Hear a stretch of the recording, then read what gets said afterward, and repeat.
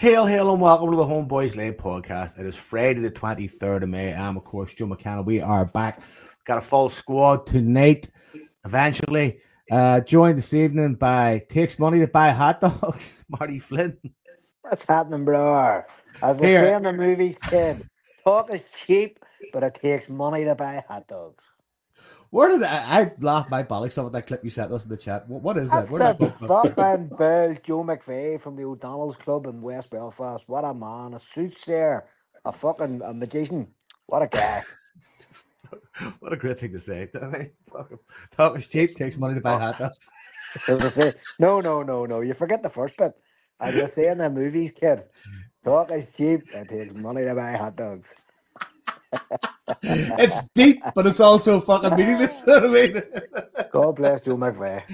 Brilliant. Of course, joined by a man we didn't think was going to be here today. Longers, what's happening, buddy? Oh, good, man. I'm good. How are you? Not too bad.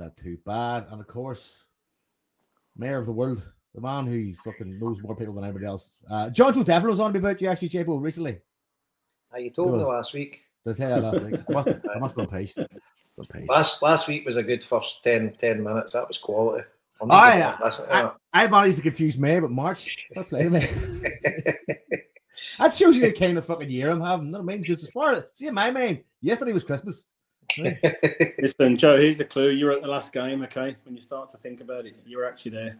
Well, there's a lot to be covered now, Liam. There's a lot to be covered about that day out. There's a lot of good things and one particular bad thing, and I want to give a shout to some people on that part.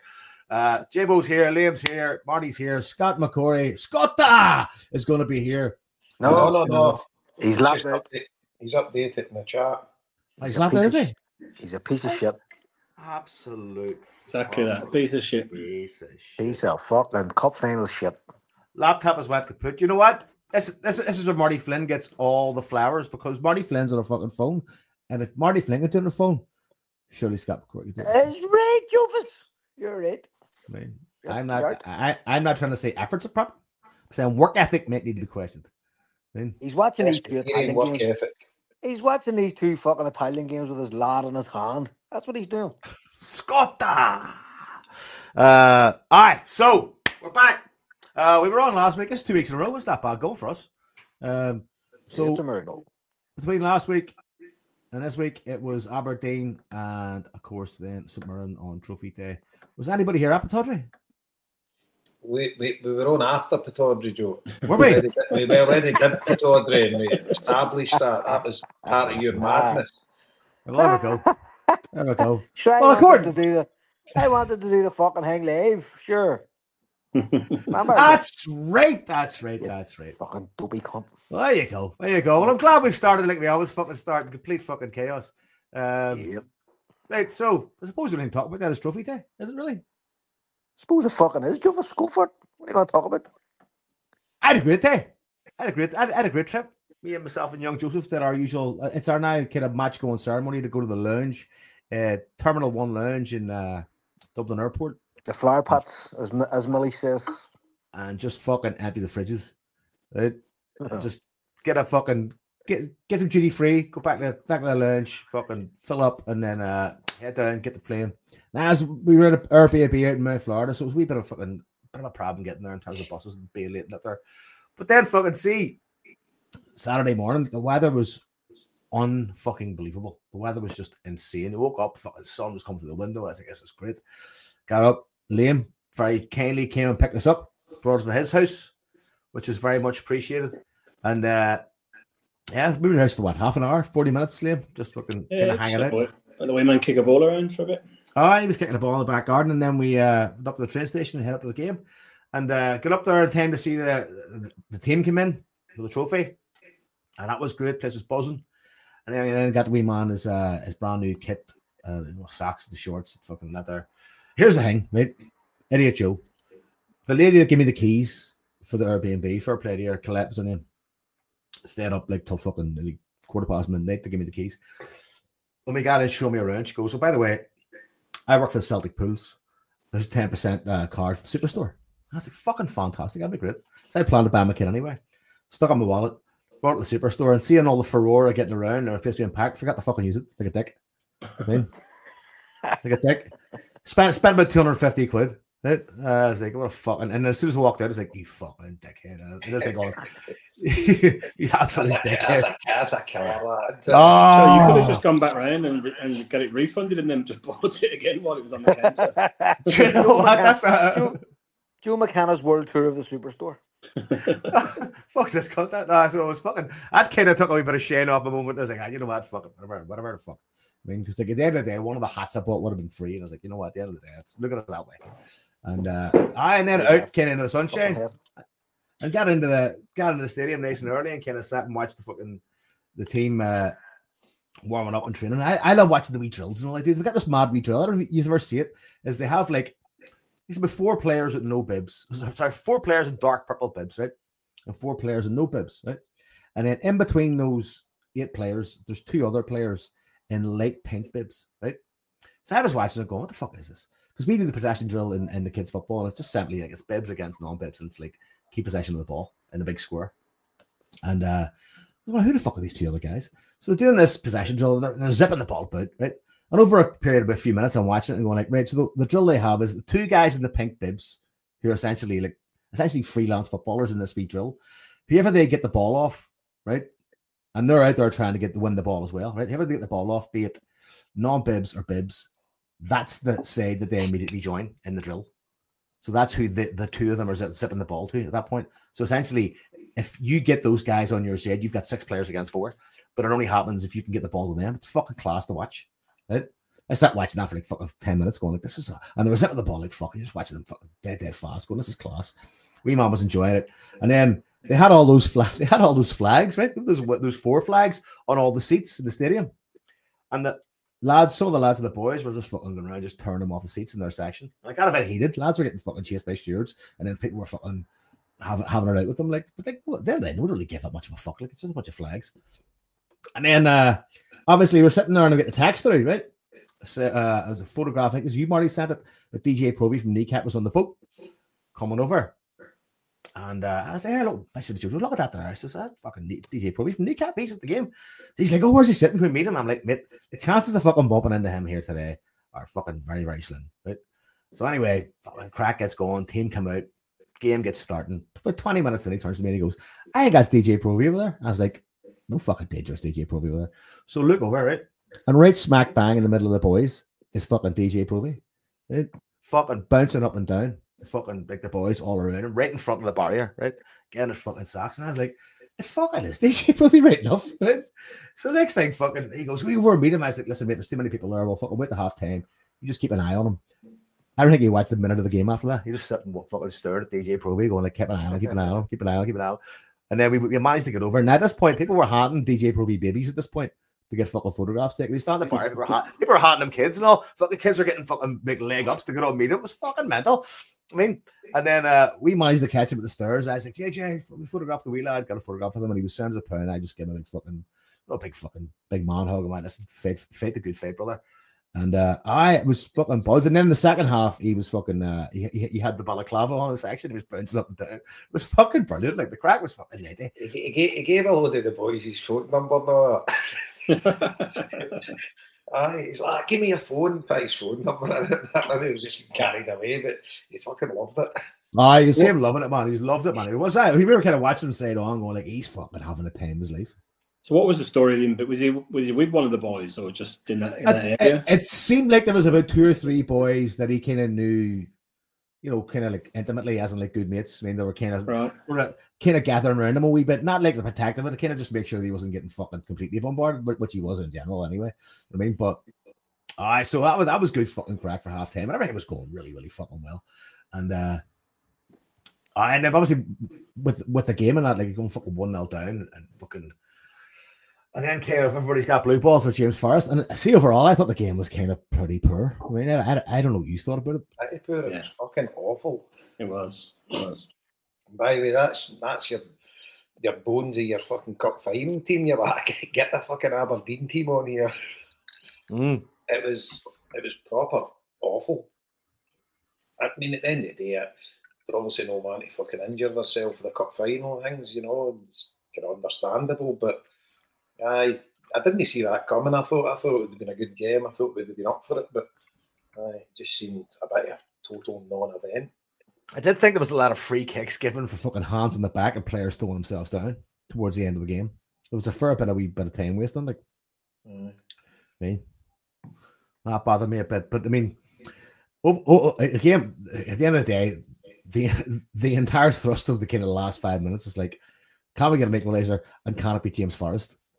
And when he scored, man, the place just went fucking the place erupted. Like, nobody really gave a fuck about the scoreline at that point. Like, not at all. No. It was one of the. It was a wild celebration. It was like proper, like it was an odd celebration. It wasn't like you scored the last minute winner against that lot or anything. It was just fucking absolute joyousness, just everybody greeting and all that and cuddling each other. But everybody was just fucking so delighted for him. It was just you couldn't have wrote it. Like 10 seconds to go of injury time. So 10 seconds he had of that season to get the goal, and then it happened. And it's just one of the things, when you go back and watch the El Centenary video, you just say, there is something magical about this football club. Yeah. You know, just something written in the stars that it had to happen that way. It was just fucking, the tears were fucking dripping me. Everybody it was just absolutely insane. And there was some folk that hadn't realised it was James Forrest at the start, and then when they did, they were just going absolutely fucking tonto. It was so good, man. It was one of the iconic Celtic moments of your life. And it didn't really mean anything, because in the grand scheme of things, who really cares? You know, but and I was hoping Scott was on here, but maybe Liam would know, I don't know, but that must be some sort of world record. What professional football player in top flight football has ever done that? Scored 16 seasons in a row for the one team. I was thinking about this today, actually, Jason. No, I think there's a couple of Celtic players that have done it. I think Paul McStay did it. McStay and McCrory, but outside of that, like, I mean, I wonder. Paul McStay did it? You sure? Yeah, apparently so, yeah. Apparently so. I was reading something last week, so Really? it was basically which company Forrest was keeping. Right. So is the record now 18 years for a Celtic player? I think that's right. Pre-war. Yeah, I think that's McGrory, McGrory. Yeah. Right. Okay. So, but here and like the fucking this will stand for this century. Do you know what I mean? Fuck me. Who's going to stay around this long for any team nowadays? Like, there's very, very few one-player clubs or one-club players nowadays. Do you know? Jason, the only player I could think of off the top of my head was Matt Letizia, maybe. It's the only one I've been able to kind of get. You sure Paul McStay? That would be even better because he was a midfielder. But James had been a winger, you know. But so Matt Letizia, John McGrory, forwards. But so I suppose it'd be a fair Google. But obviously there is some then. But I was just thinking, it's an incredible feat, incredible. If Paul McStay did it, fair play to him. Yeah. I mean, he definitely scored every season he was playing. So I didn't. That's something sitting here now. So he was there for 16 years. He was there, wasn't he? Aye. 81 to 97. Yeah. So he must have scored 8 in each of those seasons. Like. So does that mean if Jamesy scores next season, then he's up there? Well, he'd be ahead of McStay. And here, listen, I mean, there's really nothing to say that Forrest won't be here next season. He's still fucking fit. He has an economy of movement now that obviously he didn't need. You know, he always had pace. The pace is kind of gone. His football ability hasn't fucking gone. Do you know what I mean? I don't think his pace is gone either. Look at me. No, but if you see him when he was young, but Jason, you know what I mean, for 90 minutes he was just like a road runner, but he's not. He doesn't need to be now. He's a smart footballer. His economy with the ball's good. You know, he doesn't waste any balls. And like Rodgers was talking about him today in his yesterday the other day in his press conference, and he was saying, listen, he says everybody except James Forrest was trying to get James Forrest to score. He said James Forrest was still the whole match that I had him on trying to pick out passes for other people to score. He says, I fucking switched him from one side to the other side, in the hope that he would have a bit more of a go. He didn't fucking do it, so I put him back where he was. He says, and he continually attempted to create chances for others. He says, and that one just came almost like divine providence at the end, where he had no fucking choice, basically. There was no time left on the clock, and he had to fucking give it a lash. So he's like, Rodgers was fulsome in his praise, saying that he's such an unselfish player. He knows his role within the team. He's not the striker. He's there to create and move, pull defenders away, stretch lanes. Even on a bit of phrases, and it was just like he couldn't have been more complimentary. And we've mentioned it a few times here that Forrest was ready to go before Rodgers turned up, and revitalised him as a player. So you can see he's been a great servant since. Imagine we hadn't had him for those whatever fucking amount of years. He's weighed in with. Sorry, Jason, go ahead. Oh no, just an unbelievable servant. And I think that is he the only Celtic player that has 100 goals and 100? Well, since like Darren started to fucking exist, like maybe the Lions or somebody might have had that, but he's got 100 goals, over 100 goals, and over 100 assists. Like what the fuck? And I know Celtic fans that don't like him. Oh no. Like what the fuck? What the fucking planet are you on? He's been a tremendous servant from. Sorry, go ahead. Mate, sorry. No, carry on, mate. Finish No. That's all I'm saying. He's been a tremendous servant for us. You know what I mean? Yeah, just on the last two games, he's been our best player by a mile. Like, standout by a mile. He come on and fucking did more in 5 minutes than anyone else done the whole game. He was absolutely terrorising that fullback, and obviously against Aberdeen, he'd been brilliant as well. The game before, I would be starting him tomorrow, and I think he's well placed tomorrow. I said last season, you have a fit James Forrest, you play a fit James Forrest. I mean, you don't sit there and hum and ha. And having spent some time with the guy myself, you know what I mean? Well, we're just the whole conversation so far in the build up there. So for anyone who doesn't know what you're talking about, go ahead and enlighten them there. We got invited to the James Forrest at a fan media press conference on Thursday. I think it was Thursday, and about 2:30. And it was only on Zoom ones. It was us and so like we get the invite. One of us gets to go out sometimes. So I logged on and had a chat with them. Now there was a few like technical issues, and I was like, we sat talking to him, and then the fucking feed went down because I don't know who's in charge of the Wi-Fi bill at fucking Celtic Park, but somebody needs to restart the router. I mean, anti the cache or something out there. So I kind of got it going, and there was maybe about 6 or 7 of us, I think, in the kind of room chatting to him, and he just comes across as a fucking great guy, man. He comes across as a really lovely dude. I mean, and just like this, like very powerful, humble motivation and self-confidence that has done nothing but good for him. You know what I mean? And that was kind of some of the questions I asked him, going like, I mean, fucking, he's been there 16 years. Like, I know he's had his detractors, I don't know he's had his dips, but here we are.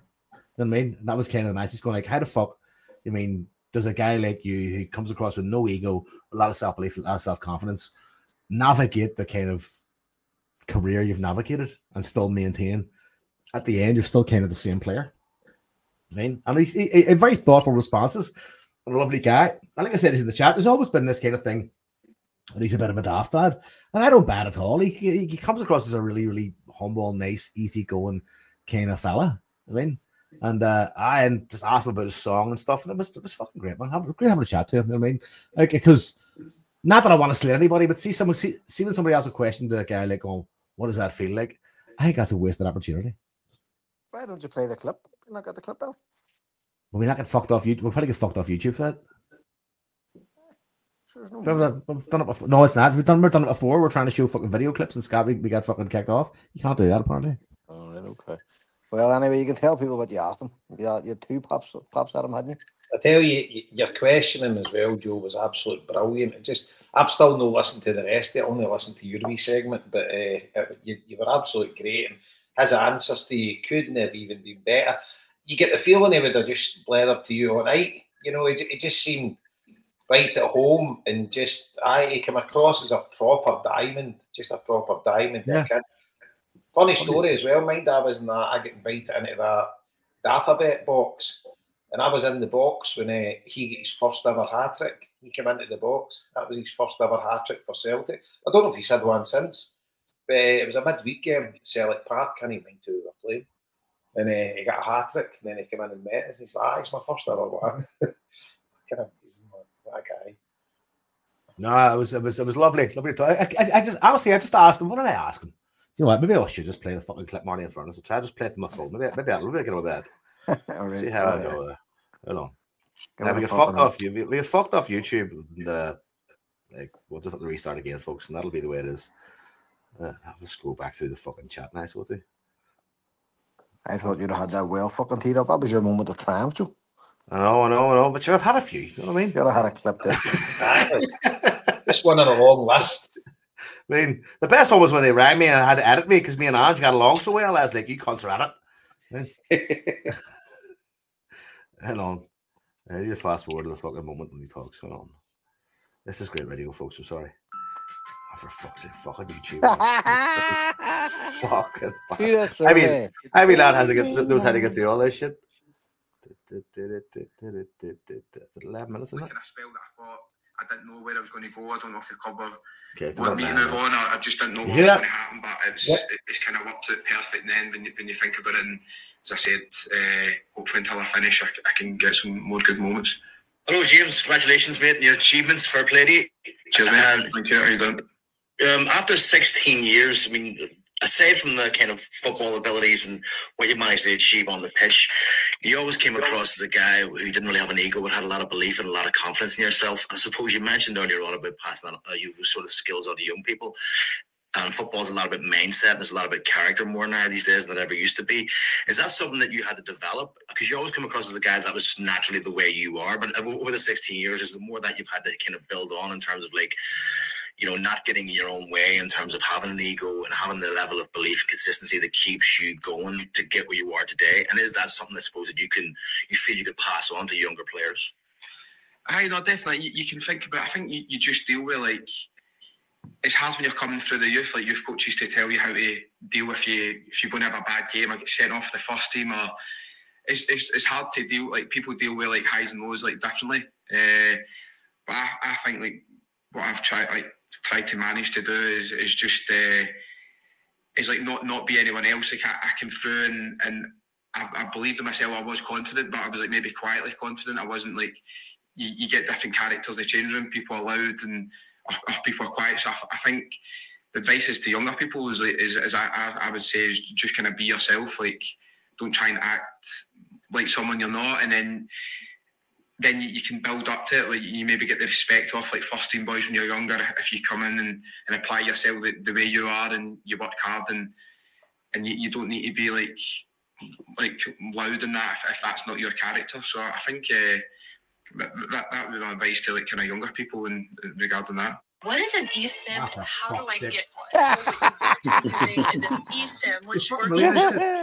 And have you found that to be the same whenever you've had to adapt to different managers over the years? Because people bring in different, tone, a different character, different ideas, and different sort of and build a different environments. Have you found it easy to adapt personally to those situations when they do change? Have you been through a massive sort of cultural change, I suppose, across the club in many, many different ways?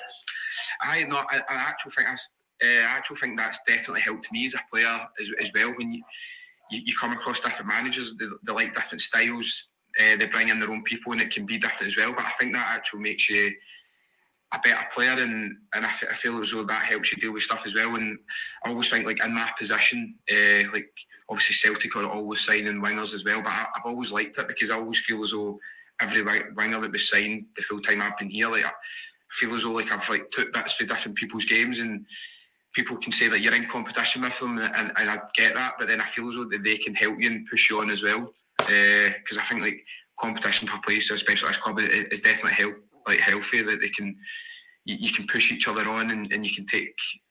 As I said, that you get wingers like Elyounoussi, Sinclair, or like Paddy Roberts. You get different types of wingers, and that I feel as though it can help you adjust and it can help your game as well. Brilliant. And last one, James. After 16 years, you're finally happy to have a song. I don't know.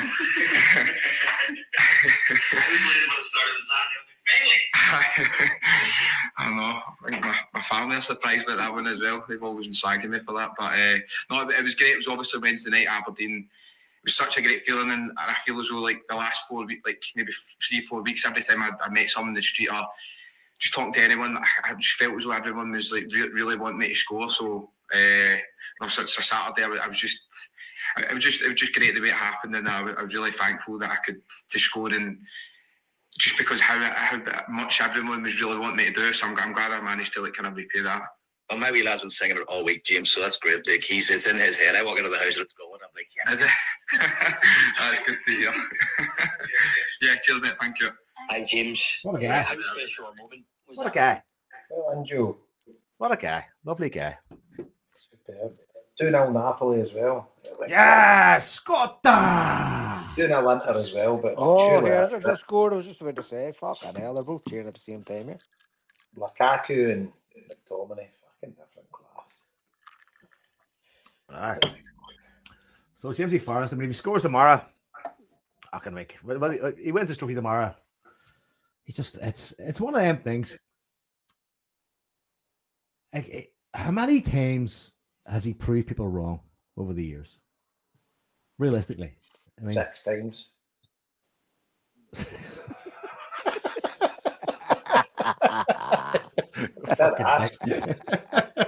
Ask a fucking stupid question, Joe. But there's just always been.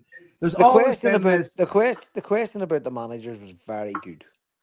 When you think about how many managers he has worked under, and them all having different styles, different approaches, you know, some really technical managers into all the nitty gritty, and other ones like maybe Neil Lennon, who just, you know, more emotional, that sort of thing. And then to be playing under 2 European level managers in Postecoglou and Rodgers, do you know what I mean? It's been a Here's what led me to that question, though. What led me to that question was because like you're sitting there listening, like, you have to listen to the questions beforehand, right? And here's to be honest with you, again, I'm not slating anybody. The guy delivered the same answer about fucking 4 times, right? I mean, which is probably what he's used to doing. So I was kind of sitting there going, like, I need to pivot a bit here. And it occurred to me, right? He's very unique in a way that in modern football, most players at this point in their career talk about the changes that have happened in their career when they've moved to different clubs, right? Yeah, exactly. Yeah, right? Very few players that stick around. He is the opposite of that, right? He's been there that long. He's had to basically go through cultural changes of other people coming in, and he's been the mainstay, right? Yeah. And that's what really made me think, going like, that's a really fucking unique place to be as a football player, because he will not finish his career with like, well, when I went here, this was difficult. It was difficult with family. He won't have any of that. Yep. But he will have the other side of it. But I was right impressed with his answers to you, and you were saying about young people, and he's like, just be yourself. Don't try and be somebody else. You know, what works for you might not work for others. And when you spoke about the managers, and then they started talking about players, you know, like mentioned Scott Sinclair, and you know, and like he went into his own kind of thing that he takes bits for all the other players. Competition's brilliant. Did he say that to you, or was that listening to a different interview? Oh, he said that to me because see when he mentioned Scott Sinclair, Elyounoussi, and Paddy Roberts. I thought he was going to say, "Oh, you're in competition with them," but that's not what he said. What he said was, "You can take bits from them." I was like, "Yeah, do you know?" But see, at that point when I was speaking to him, I was like, "There's the fucking difference." Aye, that's the difference. That is the difference in a guy that has a main. And that's kind of what I was trying to get to. Going like, okay, well, you're the guy we all think you are. Right? There's very few Lamine Yamals. Do you know what I mean? Yeah. There's very few players who are so completely gifted with their balance, their vision, their ability on the ball, their drive. You know, there's so few players who just turn up like that, like a Maradona or a Messi or whatever. There's so few, and despite the fact there's thousands of footballers playing football every day all around the world, it's rare that kind of a diamond player emerges, and when they do, they cause a sensation because we all fucking know that they're a rarity. So for a player most players need to be coached. Most players need to gain experience, just as James says, taking bits from other players or being around a higher caliber of player than you are yourself.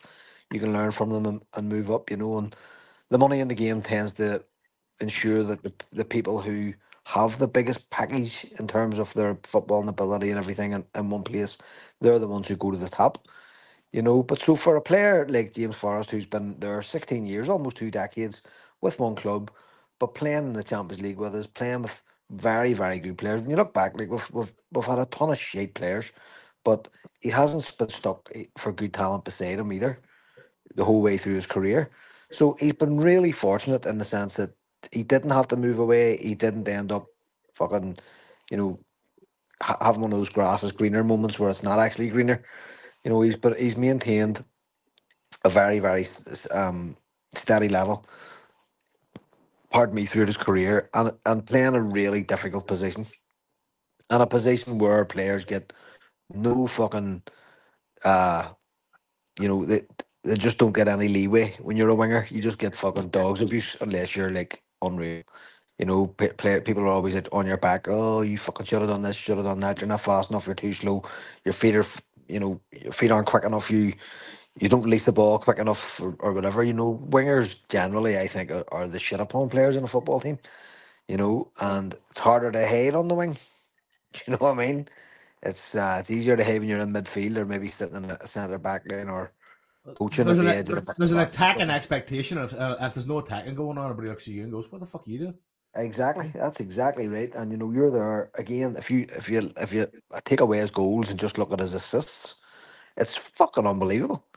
No, it's whatever it is on average across 16 seasons. It's phenomenal between his goals and assists, 200 of each. And see the mention of his pace. Like, I mean, I still think he doesn't get the same pace, obviously, but he still has a level of pace, right? And if you watch when players approach him to kind of close him down, they're kind of half side on and they're getting low, but they don't really go in for the tackle because they know as soon as they go to ground, he's get past them and over 10 yards, he's gone. I mean, and he's dangerous and he's laying the ball off. He's not going to get greedy and fucking, you know, take it on himself unless he sees it there. But he will, once he's past you, he's going to make something happen. And look, there's so many wingers that actually don't beat players. It's kind of a bit of a dying art. You know, they'll run to a player and then they'll look for a pass, but they'll be good if they've got free rein down the wing, you know, to run onto the ball. But he can beat a player. No, I agree with that completely, Jason. And see with his pace, he's still fast over 5 yards, you know, when it really needs to matter. I get that if it's a counter-attack and you're putting him clean through, he'd maybe be caught short if the defender was fast.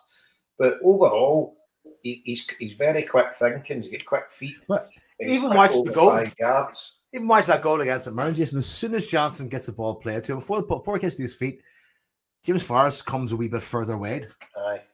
Comes a wee bit more fucking angled by the post, and just clips that fucking a perfect wee shot. Like I didn't think Johnson was going to pass that ball at all, man. I know. Thought he was going to shoot. Well, everybody was shouting. If you watch back the fucking, they're all shouting shoot. Everybody's shouting shoot. You know what I mean? Yeah. And then they realize it's James Forrest. Like it's playing in. And everybody goes James A. And there's a collective breath intake and a fucking pandemonium. A special mention to Mr. Hemming in goal with St. Mirren, but thank you very much, pal, because he didn't look as it looked like Hans Seeger's job. But well, see, to be fair, Joyce, you see this shot, Forrest he slapped it. He cut, but I don't know. I think he cuts across the ball to kind of like the outside of his boot to put a bit of swerve on it. He cuts across the ball. He uses the spin that's on the ball to kind of like go back around the ball. I mean, I thought he sclaffed it a wee bit. I didn't think he caught it sweet, but maybe you're right. Maybe he did. Definitely swerves away from the keeper a little bit. So I think the keeper could have done better, but who cares? Well, it was no Tommy Johnson against St. Mirren. We'll put it that way. No. I mean, there's a guy. See, when you think back to guys like that playing this, he couldn't even. You're talking about Lamal and stuff like that with balance, Tommy Johnson. Bambi on ice. He can hardly fucking walk straight. No, Bambi on ice. But he had heart and character. That's back when you get away with that shit. Who was it he scored the league-winning goal against? Against St. Mirren. That's a talk. I met him before. My pal used to play with him, and I told him that he scored the worst ever title-winning goal for Celtic. So he found that quite funny. I watched that in fucking Dicey Riley's in Fort Lauderdale with George Jonas' brother. I thought you were going to say you watched it in slow motion. I says every cunt watched it in slow motion. We all did. And then the celebration was the best. He was off of the big cigar celebration. You're going, that's right. hey, fucking something that you could. We spoke. Well, did I not speak about this a couple of weeks ago about the similarities between this season and that season? Because at that time of the year, around March, April time, we really started to struggle. There was lots of like 1-0 wins. You know, we were just dragging matches over. I think we beat Hearts 1-0. We beat Hearts in the cup as well. St Mirren was 1-0 because Larson had broke his jaw. So Johnson was kind of playing on his own, and Lubo was fucking doing his best at that fucking 64 years old. It was a real tough slog towards the end of that season, and thank God everything worked out okay. We got there, we got the travel, all the rest of it. But like everybody was going fucking nuts about this year, about losing to the Huns and whatever else. But that year, I think too, was just coming. It was such a fucking hard close, and we ended up winning the league early. Like it wasn't a big deal, but the expectations were that we were going to blow all those teams out of the water. That's not how football goes, and it was the same this year. And it'll probably be the fucking same tomorrow. You know what I mean? It could be the same shape, last minute goal, or coming off a goalie's fucking back of his head, or somebody's arse, or fucking, Boo, fuck off. But I've said it on here, I don't know how many times. It's very, very, very rare that you get a brilliant cup final. Hopefully tomorrow, God bless, I hope it is tomorrow, but cup finals are always a fucking drag, it's like it was the other night. Look at the Medians the other night. That was awful. That's what you expect. Game of football, That's what you expect from 16th and 17th of the Premier League. I know, but you look at the amount of money we spent with them two squads, put them together. Fuck's sake, it would fund a fucking what do you call that? Fucking war. It would fund a mercenary campaign in a small African republic. Fucking hell. Do you know what I mean? You'd be outbound Huey helicopters with. Scandalous amount of fucking waste, like in terms of what you were watching there. No quality.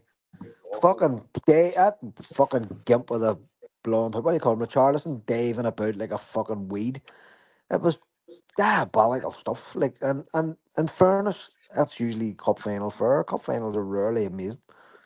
You can think back maybe to Liverpool against Milan that year was mental with game of two halves and stuff. But most fucking cup finals, I think, are forgettable experiences. Well, to be fair, we didn't play great, but the League Cup final was pretty exciting.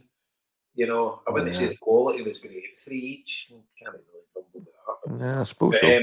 When you think back, some of the Scottish Cup finals, you're right. They're usually kind of key. They're usually kind. Yeah, that one was fucking. I was alright. Holy fuck! And the one the year before, was that the year before? 2 years in that Doonbay won, and then the year before was Martin O'Neill's last year. That was fucking terrible as well. You knew he was going. That was like an open air funeral. Larson's last one, we beat Hibs 3-0. That was good. Was it Hibs? No, Dunfermline. He scored 2. Was it Dunfermline? Beat 3-0? I think it was 2004. We beat Hibs. No, it wasn't his last one, but we beat Hibs 3-0 man as well. That was that not the travel year, the first year? Alex McLeish was manager of Hibs. Yeah, so look here, as we're saying, they do. I mean, you do. I'm not saying there's no finals at the thing, but most finals are very cagey. No team wants to lose. So they sort of made the P's and Q's. You've got to think that we broke Aberdeen. I would fucking hope so. I think so, but they've had. Here's a general point just before we go into the sort of nitty gritty of the game coming up, but I have never seen a more low key build up to any Scottish Cup final in my life. There has been fuck all about it. It has just been like nearly non-existent. The BBC Scotland had a podcast on a couple of days ago between two comedians. One was a Celtic fan and one was an Aberdeen fan. And I would not be fucking paying to go and watch either of the two dreary bastards. It was fucking like pulling teeth, totally boring. Just, well, we've had a bad season. Oh, well, we've had a good season. It was, you know what I mean? The build-up has just been way. Do you think it's maybe got something to do with the FA Cup final not being in the same day, and like there's still a raft of English Premier League games to go? I mean, I know the English media don't really concentrate, but normally they give it a bit. You know, when they're talking about the FA Cup final, they'll maybe cut to the Scottish Cup final, and I don't know if that's got anything to do with it. I don't know, but it has been very low key. I would agree with you, Matt. Yeah, I don't know, but it's just been that, like, it was somebody else sent me a fucking text message earlier on the day saying I was thinking about it after I was listening to that shady fucking thing, and then there's the BBC also did like a cup final preview and the women's Champions League and all was thrown in there as well. It wasn't even just like one on the Scottish Cup final itself. There was others things thrown in. You were like, fair enough, it's happening, but like, who gives a fuck? But you'd not be better doing a separate one on that and giving them a bit of breathing space on their own, like no interviews or build up or just fucking like. And they even like Clyde. I tuned into Clyde last night. They're all talking about Steven Gerrard and all. He's fucking here. He's not even here. So I don't know whether there's just a general complacency that Celtic are going to win again. So fuck it, there's no sense doing anything on it. Yeah, I think that's definitely get part of it, to be honest with you. You know, so and like the uptake, I'm sure we'll probably touch on this too, but like it's a 50-50 fucking split in the ground. So it's not going to be all Celtic fans glorying over Aberdeen or anything. Like it's going to be, there should be a very good atmosphere. So the match itself should be played under good conditions. Do you reckon, Liam, they'll put the barriers up tomorrow? See like they do with Rangers, see because of the 50-50 split, or do you think they'll just let us walk between each other? I don't know. Just think about getting in there for a pint. Yeah. That's a good question. I don't know, but I could ask young Scott, who's just joined us. Is he on? There he's there. Slid in. Hello, man. He's okay. That Italian game's not worth watching now, done and dusted. My laptop's fucked, mate. So I've managed to plug shit into shit. But I'm in a bad fucking place, and you'll probably feel this. I'm a bit feared tomorrow. Of course you are. Right, come in for your counselling session. Here we go. Oh, honest to God, right? I'm going to bring you down, and you can lift the whole thing back up, right? Joe, you do the coaching. Liam, I know you're Wayne goes to the gas stuff and all that, and Marty obviously, and Jason, you must have been through it, fucking been in things, Matt. So I take my Wayne's team, and see if Connor isn't into it, I go fucking bonkers. It annoys me, and he was shit tonight, and it's just fucking set me fucking rang, man, right? And I come in, and I thought I'd at least 2 pints left in the machine. I get fucking a quarter of a pint out it. So I'm sitting here with a fucking quarter of a pint. So the night's been shit and it's pissing down. Know what I mean? It's been fucking great for 2 weeks. And it's pissing down. Your grass needs it. Right, or the fucking grass needs it. I need it, mate. I fucking need it. I'm hearing poor planning. All I'm hearing is poor planning. There's what do you mean poor planning? What the fuck are you clown?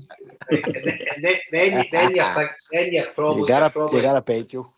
You're probably drifting back to Trophy Day and saying how bad were we then if we play like that and fucking Saturday. And no even that, because Celtic have stood up every time we needed them this season. So it's not even that, Jason. It's the whole fucking underdog push that's been happening all season. Do you know what I mean? All this, you know what I mean? Like fucking let's be honest with it, Tottenham didn't deserve to win that fucking game the other night. It was Neither of them fucking did.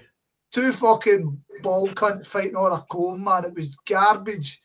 And I'm fucking I'm honestly, right, to go on a big fucking rant, I'm fed up of billionaires taking shit, making it expensive and fucking everybody out of stuff. It's fucking, honestly, see if me and Marty, we picked up a toilet each, and the whole fucking point was to fucking launch a toilet, and the first cunt that hits the other cunt wins. And see if hundreds and hundreds and hundreds of people started doing it, some billionaire prick would turn up and go, well, we're going to put a wee bit of fucking magic dust on that, and we're going to charge every cunt fucking 500 quid to fucking do it. Can McDonald's sponsor man? So anyway, I'm fucking just, it's shite. See the English Premier League, they're fucking out all the decent cunts, the cunts who made it what it is, they're fucking them out. and they don't give a fuck, and the prices go up, and sell it. Season tickets went up, and they're no gain as any. Fuck. We're going to win a treble, and I'm feeling like a dick. But anyway, fuck the Queen. King. No, you're right. Everything's fucking extortionate nowadays. Everything, Jason. There's nobody's doing anything for anybody. What? I mean, see, that's cut right. I'm watching that fucking Cowboy show. What's the last version of the Cowboys? 1923, right? I'm watching this, and it's all about these cunts took off all the land after the Indians, right? And now a millionaire's coming up to take the land after the normal cunt who took it after the Indians, and they're all talking about. And we've still got Donald Trump taking Greenland because he wants it. Right. Know what I mean? There was a show. Joe, you remember this? Paw Patrol, right? And they had a pirate, I remember. And they had a wee guy, and he was a wee pirate, and he went, I need it. Fucking Donald Trump. And then you get to the fucking kneecap stuff, and then you get, I mean, the Palestine, Israel, my head's fucking fried, boys. So, make me better. Well, in a few hours you'll be waking up. I was going to say in a right sunny day, cup fight. I'm fucking lying. The way I'm feeling today, Jason, I'll be lying up my own piss in the fucking middle of the living room. Scott McCrory fucking came in like a wrecking ball. Oh, Jesus.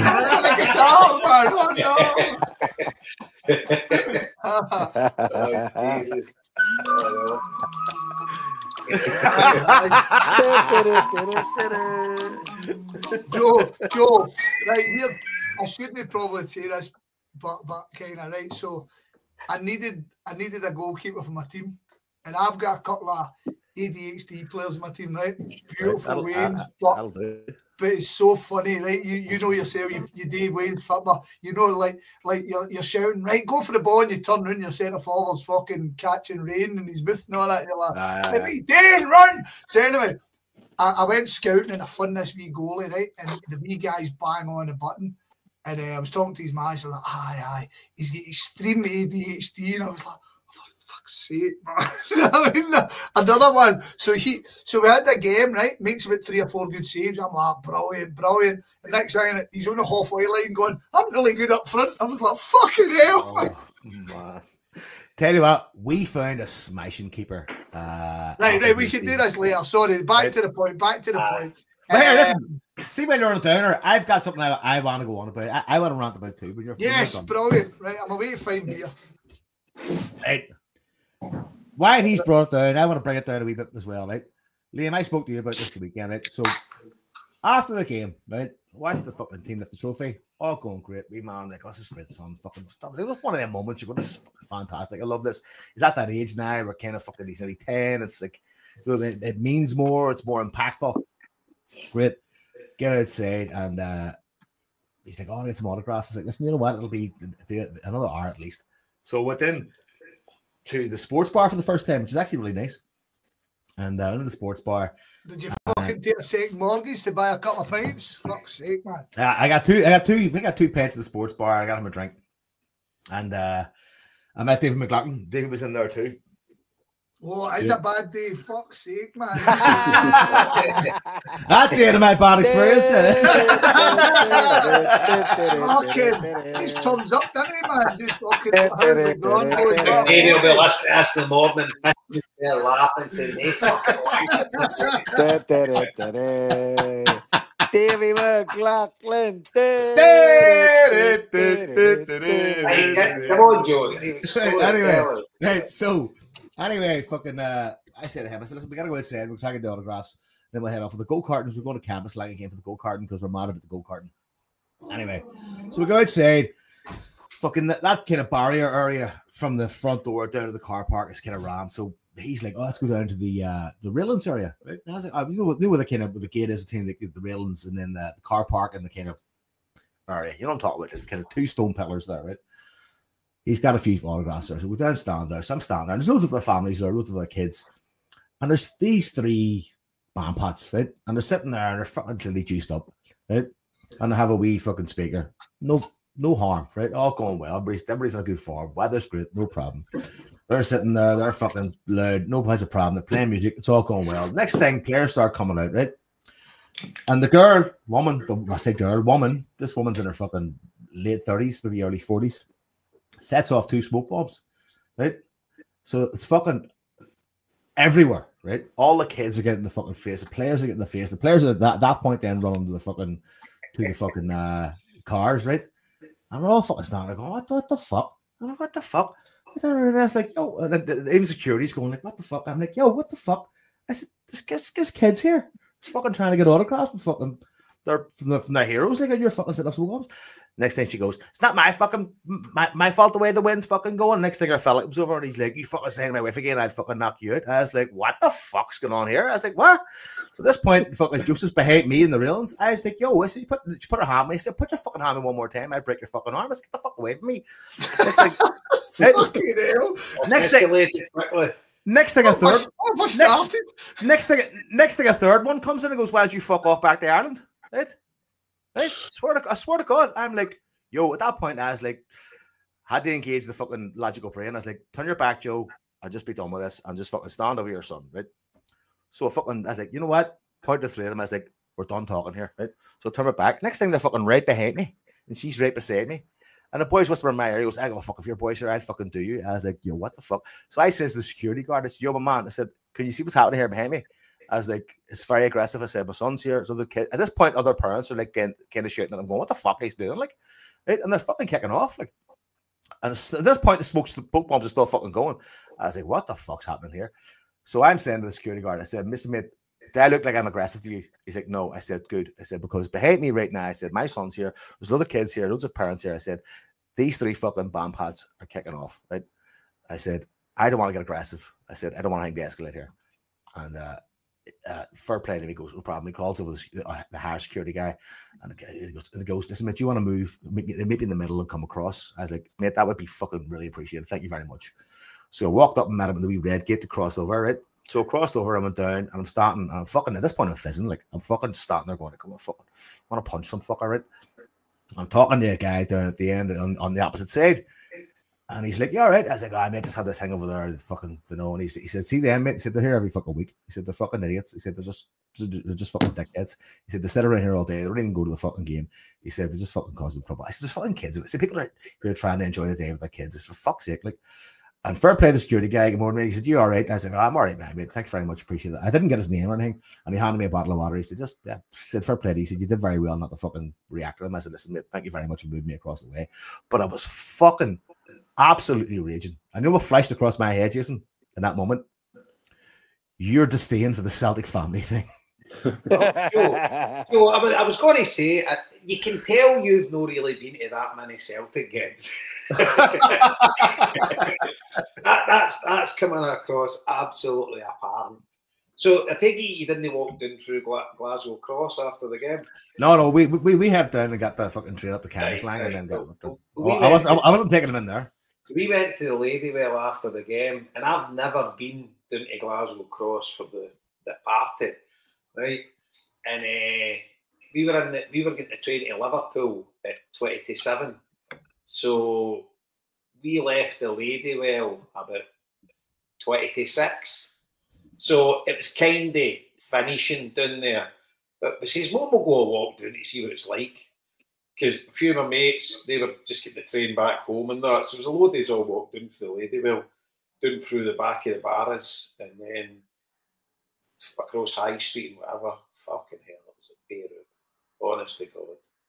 Beirut.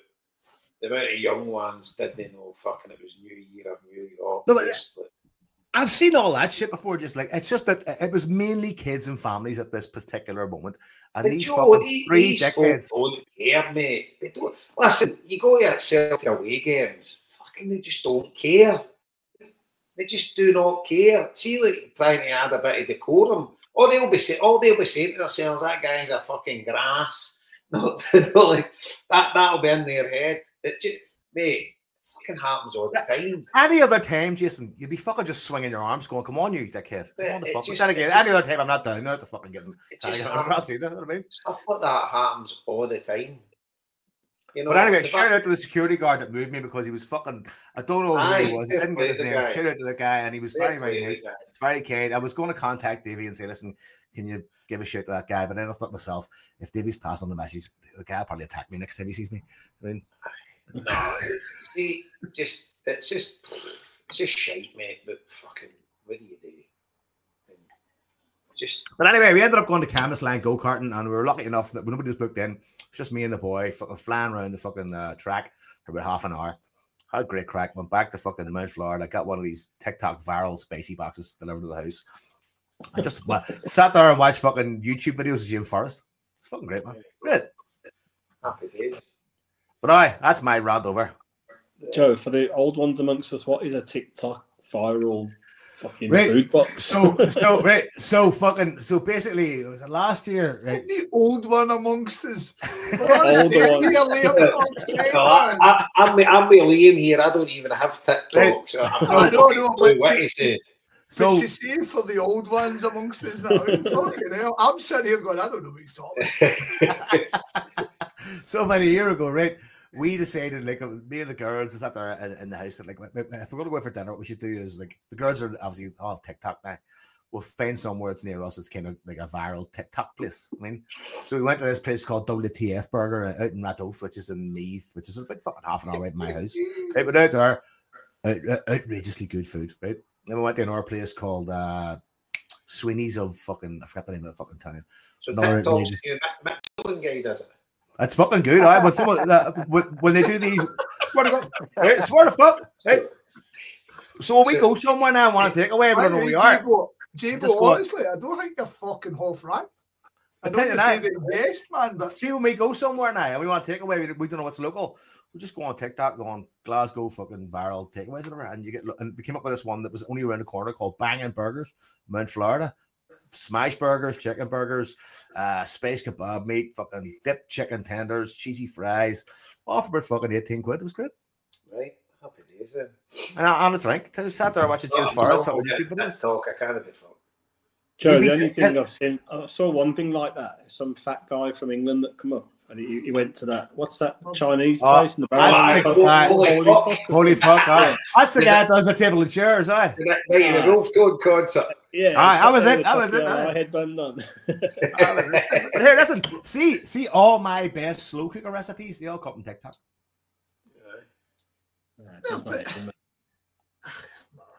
Depends on how you use these things, lads. Depends on how you use these things. Hold on.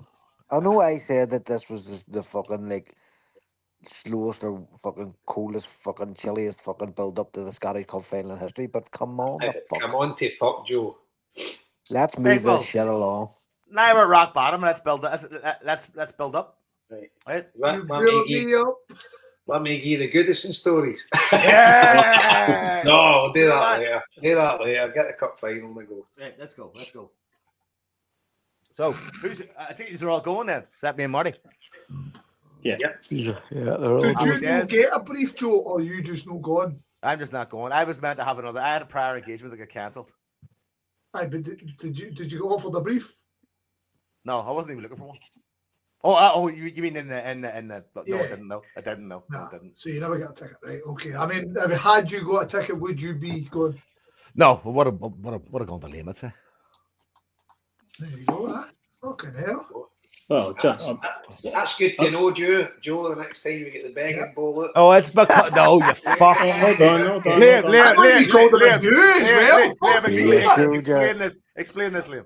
For clarity, I pay for the home cup ticket. I pay the home cup ticket scheme on the ticket. Well, it should have gone to you then, kid. Right, exactly. Let's be clear. I didn't get one on the seat, but I paid the ticket thing. So wait a minute here. Fucking Indian giver. A fucking Indian giver. Oh, you fucking man. So Longers right enough, by the way. Fucking long shanks. What do you call that, Jason? After the poor Irish people, you fucking. What did you call that, Jason? Jason Prima Nocte. He gets Prima Nocte. Joe. Take that right here, missus and Orica. Fuck shit. Poor fucking Mirren. Poor Mirren, that's all I'm saying. I love you. Always loved you. No, but what I would say there is fair play to Liam. Liam pays the home cup ticket scheme. But so surely if a ticket did come out, it was going to Liam in the first place, and it got to Liam out, Joe. That's the point. So basically, if the email came in, it was going to go to Liam. Wow. The landlord beating down the poo. Are we back to Ireland, dude? Are we back to Ireland, Joe? Aye. So it was the man once known as Longers is now known as Rigsby. Fuck him, I've got Rigsby in the podcast. Oh my God, man! Okay, Rigsby. Just remember, Joe was at the cup final against the Huns. Remember, Joe? Not long ago. I do. Oh, good. Oh, did you throw a couple of wee fucking coins down to the wee pool cunt? Did you? There you go. Come on, Joe. Remember all them ticket offers you've had from Scott over the years for cup finals, mate? Get a list of them. Do you know what? If I recall, actually, Liam, that was the cup final afterwards that Liam Scott ignored me on the road. Yeah, that's right, mate. That's right. Are we casting up now? Is it we casting up now? Well, it seems to be. Right, Longers, I've gave you cup final tickets. When you gave me. Yeah. Oh, he's giving it to his fucking the cunts who taking his house and all that. I mean, fucking Rigsby. No, I've just gave Longers about the kindness of my heart. How many Longers gave me? I'm sure there's been one, mate. Is that right? You think you forget fuck all, so you'd know about it. Harry, what have I sorted you out of year, pal? Me, a million fucking times, mate. There you go. It's not about credit, people. It's about love. But I don't like. See, when it comes to cup finals, I don't like asking for tickets. It's not fair. I'm like you, Marty. I don't like asking for them. It's just not fucking fair. No, I mean, because I know rightly, I know I could get a cup final ticket from the millions of concerned people I know would go out of their fucking way until they got me a cup final ticket. But one, I wouldn't want to put that fucking burden on them, and two, I know rightly some poor cunt isn't getting who would have had the right to fucking be there. And that, I'm sure, is a good segue into the ticket split and the fucking absolute disgrace of 50-50 splits. All shite aside, I have to say, right, whilst I haven't kind of battered down doors, this is, and I know we've still got more to go, I've not heard of fucking loads of spares. You even against the Huns, I've heard of spares, but it seems to be tight as fuck, man. Well, of course it is. There's 40,000 fucking Tims get locked out. Aye, so I know I mentioned it last week in the pod, so I mentioned about big mate John Gobarton. So just to tell her, there was at his funeral. Well done, J-Bo. Aye, and I was getting to a ticket sort of chat there, but I went to St Mary's in Barhead or Borhead the day, and what a beautiful chapel, and it's massive, and it was fucking bummed to the rafters, and it was what a turnout the big man got, unbelievable. So aye, really sad, but it was happy as well, the turnout he got and everything. Aye, so hope his family can take some comfort for that. And I was working, so I had just to get back to work after it. But anyway, when we're outside the chapel, talking to a load of the boys and see the amount of them having to get tickets, fucking shocking. So could you imagine me winning and I'm going, hold on, can everybody just drop what they're looking for and try and get me a ticket? Tis I, Marty Flynn. I want a ticket. No, mate. No way. See, the thing is, it always works that way, and it's horrible, right? But it's the way it works. And me and Liam and Scott go to all the away games, and you know nowadays how cutthroat it is. It's just, you sort out the folk that sort you, and it's like, it has to be a closed shop, because see, like I've got loads of mates that run buses and stuff like that, and they're always asking me for tickets, but if I give them a ticket, we've got a saying that it's a dead ticket, because they'll never give you one back, because they need to look after their members, which is absolutely right. So if I've got a spare, I'm giving it to somebody that sometimes gets spare, and they'll give me one back. 100%. It's horrible, right? But you have to do that now. We recently... Sorry, Jason. Sorry, mate. On you go. No, that's it. Scott. No. So I thought you were finished. My apologies.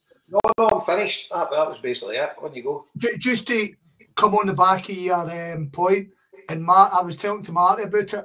there's a fella, Jim Green and Martin, so he does the morning bus and all that, doesn't he? Yeah, the Paul Johnson down in So he asked for a load of spaces for up to St Johnstone. Aye, I know the boy. Think me. You know him. I Anybody goes would know him. Anybody who travels, Jim goes to every match. Jim goes everywhere. Any match you can get to. And I only knew him through a pal of me and Marty's. And he came on our bus, and the boys were asking, what's this guy? And I says, great, get him on for the reason you're saying, because we get him on, we get a friendship with this guy, we look after this guy, and this guy will look after us. I mean, this is the kind of guy we want to be in Parlaway, because, and sure enough, it come up. What game would it have been? He was looking for an extra ticket for a hard game, and we managed to get a couple for winning the league. And we managed to get him a brief, and you're kind of hoping down the line it comes back to you. Do you know what I mean? But as you say, it's a shite state of affairs that you can't help nice people. But when we've got to this point, again, I went on that rant and I was fucking. But I watched the overlap the day, and the Liverpool boy and Carragher and Neville were talking about when they won the league there, they get the trophy, and he says. There was somebody on Twitter went first ever game, and they've got a video of fucking the team winning the league. First ever game, and the club retweeted it. And Carragher's like, you can just fucking imagine what was underneath it. And he's going, the club want that. That suits them. Do you know what I mean? That cunt probably spent about 30 grand on the tickets. He probably spent another fucking. Did you see the one in Liverpool today? Did you not see it in the news? What's that, Martin? So a guy has been a season ticket holder for years, and he's a club in the way they have that members club thing.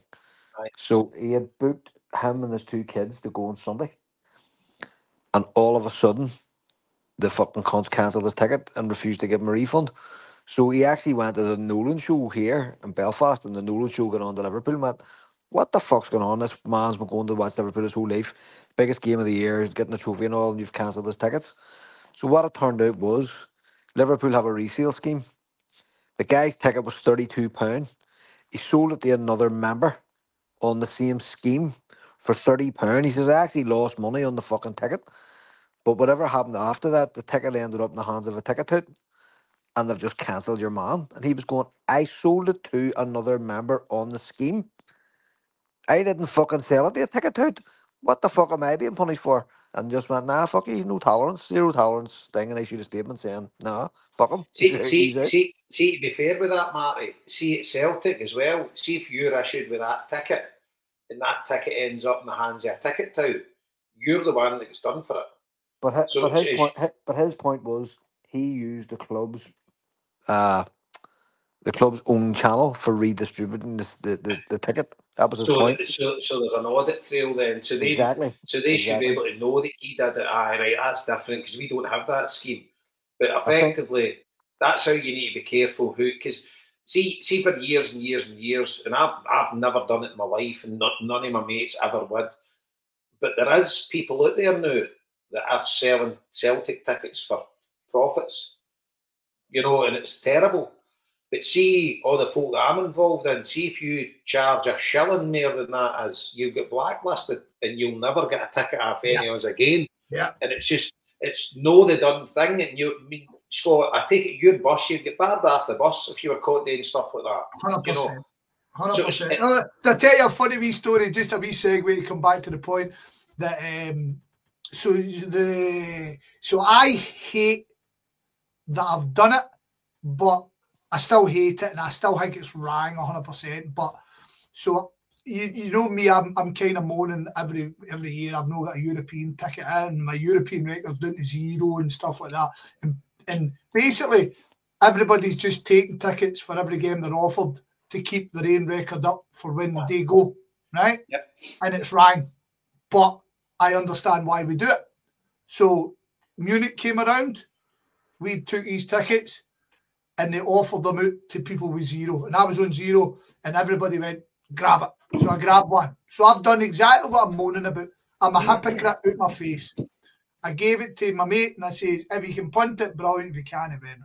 So anyway, they're in Munich, and I think the story was there was 2 Palestine guys.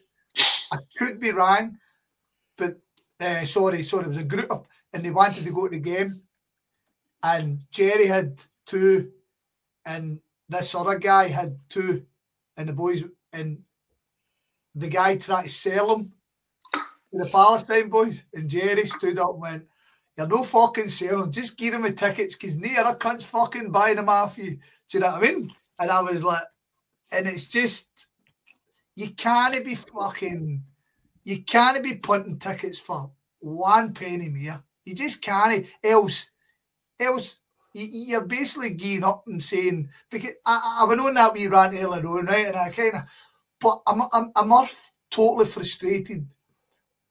Joe, Marty, you boxing guys. Boxing's now been taken out of you. But when we grew up, boxing was on the telly. Boxing's away now. They've took it off us and they've put it. You've got to pay extra on top of it, and they've put it at fucking 3 o'clock in the morning, and now they're putting it 12. And it's in Saudi Arabia's took boxing off us, right? See if you're into wrestling. See if you're into wrestling. Wrestling's gone. Wrestling's Saudi Arabia. Saudi Arabia's took wrestling off you, and they're trying to take football off us. But there was a fucking wee Australian billionaire who took football. I mean, see all these EPL fans back in the day all celebrating how much money they get. They're celebrating football getting taken off a normal man's telly. Yeah. And put it was basically Sky made it pay-per-view. That's what it did. They took our game, and the game that was for all us, we could all afford that. I told you before, there was a wee boy down in Manchester, and he works with my company, so he'd be in a decent dough, and he says to me, "Oh, I've never been to Old Trafford. I can't really afford to go to games." Do you know what I mean? And I'm going, what? Fucking what? But I'll tell you, the overlap again, Gary Neville was on talking about how he'll never fucking put the prices up to an exuberant rate. He says, "I want to aim for the best, but see, to be honest, I'd rather get relegated and keep but it." there was a good for anybody who listens to the podcast. Obviously, you're listening to this one, but if you listen to the Celtic Soul More Than 80 Minutes podcast last week, there was the guy was on again from FC United Manchester. Dead interesting, and he says that English football at that level all over England is getting a huge boost. You know, loads and loads of people are going to the local teams, and he ramed off a few. You know, he says, look, attendance is being up across the board. In Ireland, it's exactly the fucking same. Lots of the attendances are all up across the League of Ireland and the Irish League. Like, you look at Cliftonville the other week going to them cup finals, taking thousands upon thousands of people. You know, so there definitely seems to be, while the tourist market is being well catered for at the top, I think it could end up having a very beneficial effect on grassroots football, and they're going to see a bump on it. You know, so it's what's kind of your pocket at this stage. I mean, yes, the club that you love, you're not getting the chance to go and watch them, and But that's already been the case for loads of people for a long time. So if you take about, me and Scott got arrested fucking 20 years ago. We were sitting in a cell with a wee guy called Eddie, and he fucking was saying, he was, "I'm a Celtic man," and he says, "You're not going?" He says, "I can't afford to go anymore." Yeah. He says, "I used to go every week," and he's just went, "I can't go now." And that was in the early 2000s. You know what I mean? So for some people, it's been beyond them for a long time. Marty, is see, when we talk about this, and I've heard Jason say it, I've heard, in fact, I've heard Jesus say it, even Harper and all that. Every time we start talking about stuff, we always go, "I'm lucky enough to afford this." I've heard every one of you say it, and I think we should never stop saying it, but I'm lucky enough that I can still do this, that I can afford this, and this is my decision. Well, I've said it on here, don't know many times, especially when we're talking about Fergus McCann and the takeover and season books and all of that. My first game, I paid £2 in, and within 8 years, it was £22 in. That was like in the fucking blink of an eye, just a few years. That's how much ticket prices have gone up. My cup final ticket tomorrow is £50. Aye, yeah. Fuck me, you know what I mean, Jason? It's like and here, ordinary matches are getting that price. Fuck me, you know, it's like. Oh, well, so that's also £51. And hold on, and Dundee United and just in Jason saying that, Dundee United deliberately gouged us and told everybody. Yeah, I was going to come to that. Yeah, I was going to come to the fact and see social media being the absolute fucking parasite that it is. It stopped guys, just the exact same with us, who wear a different coloured scarf, attack us when we say this isn't good enough.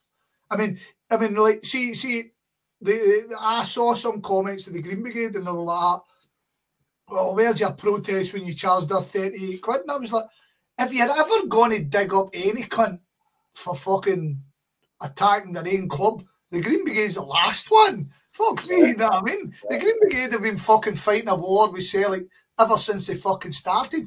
God bless them. And the tickets are...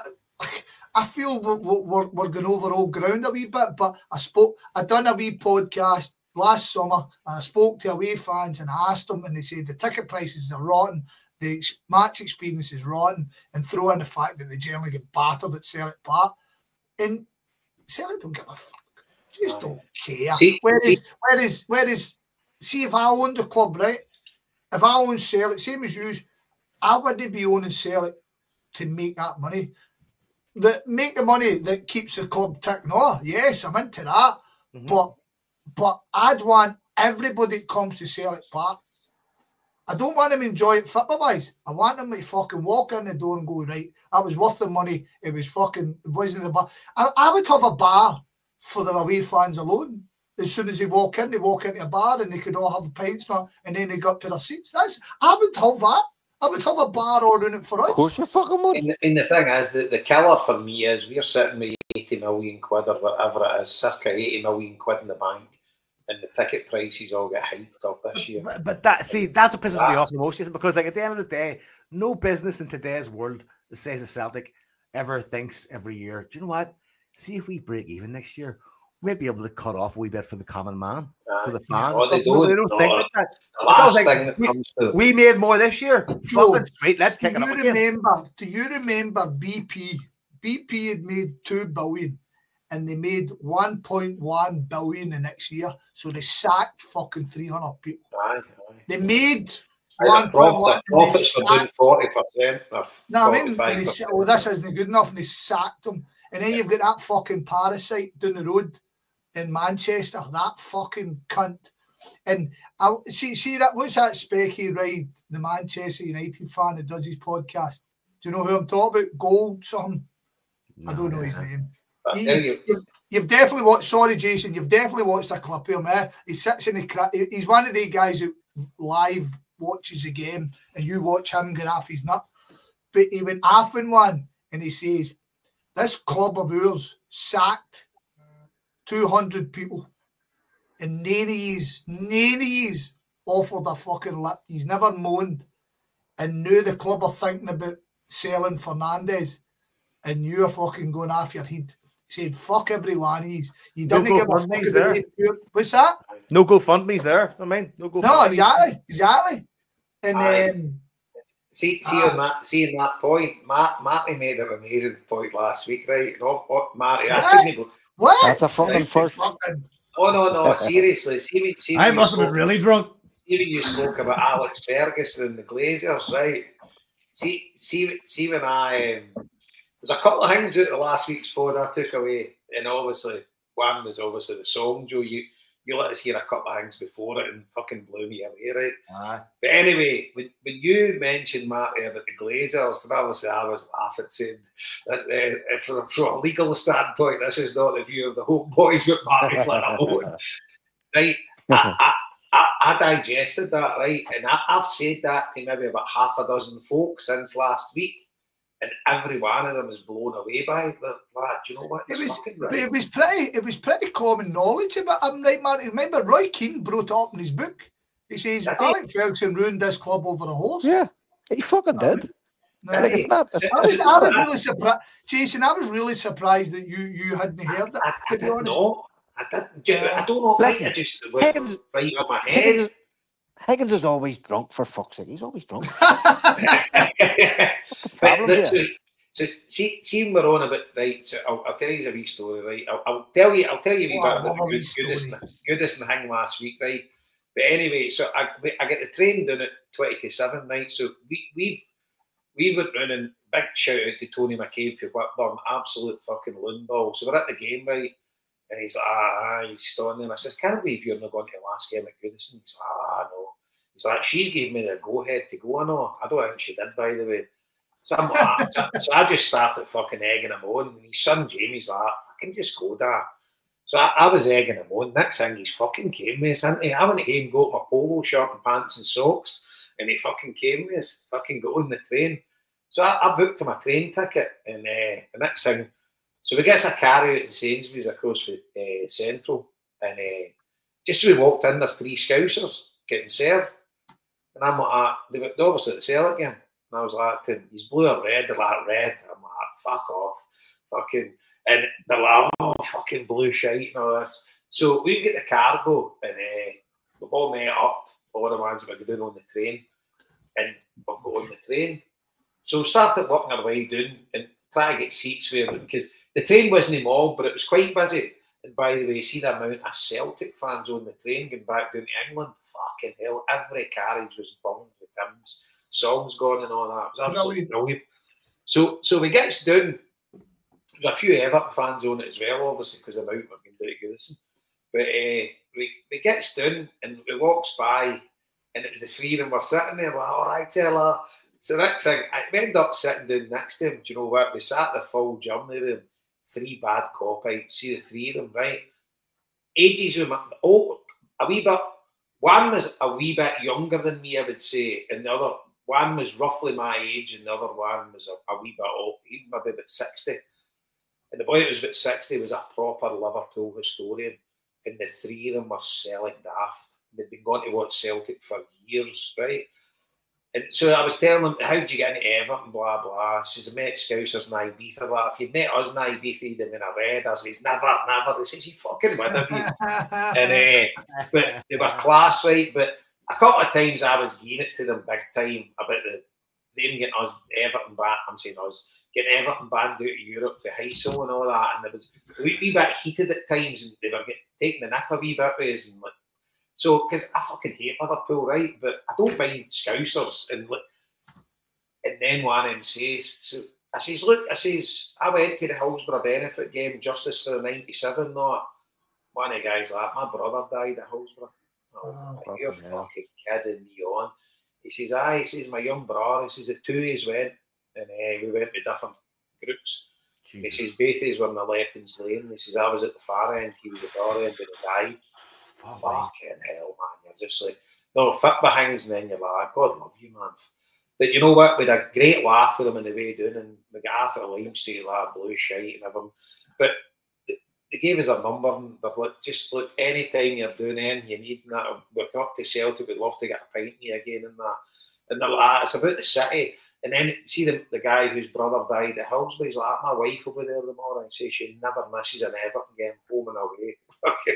And it was just like, it's mad how like families are split, but we had a cracking journey down with the 3 lads, man. They were absolutely brilliant and proper football men. You know, one of the guys was an encyclopedia. See any game you mentioned, they could tell you the minute and the goal scorer and everything. But it was just, so we get to Liverpool, we get to a taxi, we were staying in Anfield. So we get to the digs, straps the bags off, and there was a boozer around the corner, the Winchester in Anfield. So we was in there for a pint, and it was fucking a bit of madness fucking happened. It was just a fucking nuts weekend, right? But they fucking hammed on. So we ended up back in the digs, and then we all just crashed. It was a 4-bedroom house. So there was me, Cookie, Kazi, Jerry, and Big Tony. So we get up the next morning, we're all right, we'll head to Goodison early. Yeah. So the game's at 12. We left the digs at 8, and it took us 15 minutes to walk to Goodison. So we get to County Road, and I arranged to meet a few of my mates in the Witherspoons. That was opening at 8. See, when we got to County Road, every boozer was queued out at the door. I swear, see, 9:15. They must have, the council must have gave all the boozers special dispensation to open early. See, you sent the video, sure, into the fucking our chat. And I was like, oh, that looks great. You've no idea. 8:45 in the morning, you would have thought it was a Saturday night. The sun was shining too. Look, brilliant. It was mental. But there's a city. There's a city that appreciates what they've got. Oh, mate. And do you know what? It was the only one word I could explain it, and Sunday was biblical. It was like, you couldn't really put it into words what it was. But here's the thing, I'm getting to the story now, tickets, right? So loads of my mates, the Scousers that I know, all came and met us. So we ended up going to a pal of mine's pub, and it was Old County Road, and the Salutation, the Sally they call it. So we get in there, Molly's a hint the bar, then everybody comes in. So we're all getting a right good drink, and loads of the boys from North Wales come in, we're all, and next thing my mate Parko comes in, and these are proper Scousers that's been going to watch Everton since they were born, right? And they're in the late 50s, 60s. Didn't have tickets for the game. I've got an Everton season ticket in my pocket for the Upper Gladys Street. So the guy that gave me it comes up to loads of Celtic games and I get him tickets. So he came up to the game last week and he just handed me a ticket and says, that's yours for next week. I tell him, mate, look out for me, but I says, no pressure. I says, I'm not expecting one. I don't really want one because it's like, and he says, no. He says, that's yours. But if I didn't use the ticket, I had to give him it back because I was sitting with his brother-in-law because at the end of the day, he'd another 20 folk for that ticket. So I'm in this boozer and there's 20 Evertonians that I know that I would give that ticket to. I would have raffled it between the 20 of them, but I had to use it. Do you know when I was walking into the game, I was nearly in tears because they were all still in the pub. And see, walking to the game, there was much more Evertonians outside the stadium than was inside the stadium. The Liverpool Echo said, I don't believe this, right? But I would have said there was 50 to 60,000 outside the stadium with 40,000 inside it. The Liverpool Echo said at 11:30, within a mile radius of Goodison, there was 500,000 people. I was like, what? But it was unbelievable. You could not move in any street. There was cunts flying in for Australia and that without tickets. I met my big mate Bez, who lives in Thailand, and I met him after the game, thank God, because see, before the game, I would have been in tears if I couldn't give him a ticket. And I said, did you get in? And he just went into his pocket and showed me a ticket. He says, I got in. And see, in the stadium, honest to God, man, it was fucking unbelievable. And they played well and they won 2-0. Southampton were pish. But fucking, it was just, after the game, it was just fucking nuts. It was just like, see when the Z cards with the fiddle and all that, oh my God. And then after it, Jerry Vio, he get in at the end. They all tried to storm the gates, but they were stopping them to get in because it was fucking carnage. Jerry got in. Next thing he's on the park, photos with him getting the Embrun Graham Sharp mat on the park. Jerry Viola, good man, Jerry. Hey, there's more stuff I'll tell you once we get off camera. Right? Once this finishes, I'll tell you the rest of the stories. But then we just stayed about County Road, and John McPartland ended up with him and his daughter, and then we walked back to our digs. Must have gotten the digs, I don't know, 10:30, 11. But just one of the best days I've ever had in my life. Like, see that football club is, and do you know what? Every one of them are saying, see if we turn into one of the tourist clubs, we will fucking die. But do you know what, Scott? There was a few Americans there that was their first game. Seen them posting it on social media. No many. Because Everton was like 39,000, it was like 35,000 season tickets. The thing is, pal, it's going to happen. I mean, I know. And the frustrating thing for us, certainly at our age, is that these TikTokers, influencers, and all that, they're now basically your journalists. These are the people that our club. I mean, any young guy ends up at Celtic on the board, which is laughable in itself. Anybody that we've brought in and we're paying them tuppence halfpenny, they're going to be going, right, we need to get in line with all these people. I mean, fuck's sake, they still invite us to things. I mean, it's no great but the day for us, but Trophy Day, we get access to things if we wanted. to the players and the manager. That's right, aye. So Aye. that's still, and you look at it, you've seen the guys who kind of ground hop, they're all getting access to the Celtic part as well. So Celtic are entertaining it, which frustratingly enough, we kind of need today. We need to keep selling Celtic, but because of the Scottish League, will always hold us back from being sold out, in my opinion. Is that a good or bad thing? I would worry about Everton. Sorry, Joe, 2 seconds. I would worry about Everton, Jason. 100%. And my mates are in the daft, right? Yeah, they're no daft. But the thing is, they have sold a large proportion of the season tickets for Bramley Moore. So they are, I mean, there's a 15,000 waiting list, but they'll definitely have held about 10,000 back or whatever for your day trippers. Yeah. How far is that stadium from Goodison? It's halfway between Goodison and the city centre. Okay, that's so if you're in a taxi to Goodison into the city centre, see if you just look at the water, keep looking at the water. We're halfway there if you just done a B1. Somebody in the Huddleboard suggested that the Brick's going to be running a bus state. Is that correct? Not there, you buy the season, but the Winslow and that as well. The big pubs. Good. See that, but how long that'll last for? I don't know. Exactly. As soon as it starts costing you money, that's when it goes into. And see the thing is, like Molly's pub, the Sally and that will just go down to Swanee. You know, like there is Goodison is the only stadium in the world I've been to better for bars is San Mamés. San Mamés has got hundreds within a good vicinity of the stadium. Goodison must have 40 or 50 pubs within. You could kick a football 4 times and you could hit about maybe 30 pubs. You know, it's like there's just pubs everywhere. It's almost like an industry has been taken out of the area. Aye, and it's no a. So what's going to happen to the Everton Community Centre then?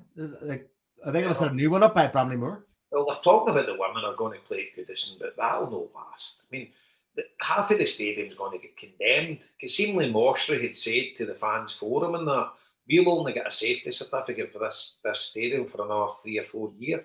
So they had to build a new stadium. You know. And I took the photo when I was doing a couple of weeks ago at the Ipswich game. No, fucking couldn't see one of the goals for a big pole. You know, and James McFadden was on. I listened to that own goal. Fucking foreigners right in front of you, mate. Farmers. The big ball. Fucking big daddies. Bob the pole. That's what they called him. The boy that played him, Robert Versteker. You know, the Evertonians called him Bob the Pole. But aye, just honestly, what and see Kazi, talk to Jerry and Kazi the day at the funeral. I said, what was that like? They're like, fucking unbelievable.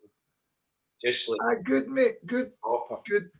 I'm very glad I got the experience. Like I said here last week, I'm very glad I got the experience to go there twice. Proper football experience. It's my first time ever being at a kind of football ground where, like, again, the houses were across the street from the actual ground. I was like, that's a weird life to live in. Like, that's not weird to me at that moment, going like, that's fucking class to walk out your front door and go, where to the game?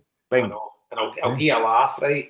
They left the Everton, touch of class, by the way. They left a scarf, like a proper woolen scarf, on every seat in the stadium. So and your scarf was there, and it was Goodison Park.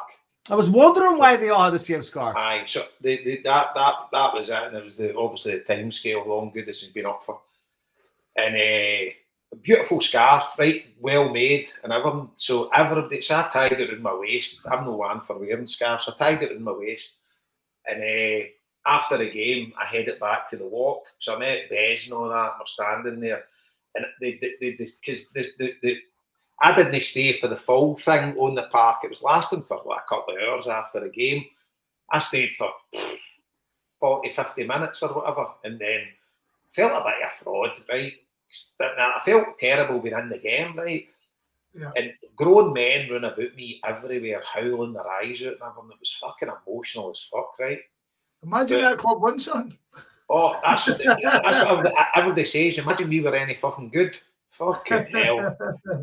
And so I went into the walk. We're all standing in a bevy, and then everybody started coming in. and there was a squad right in front of the telly, and this lassie, she had her Everton tap on with her son, and he had the full kit on, and he's up. She like half a player.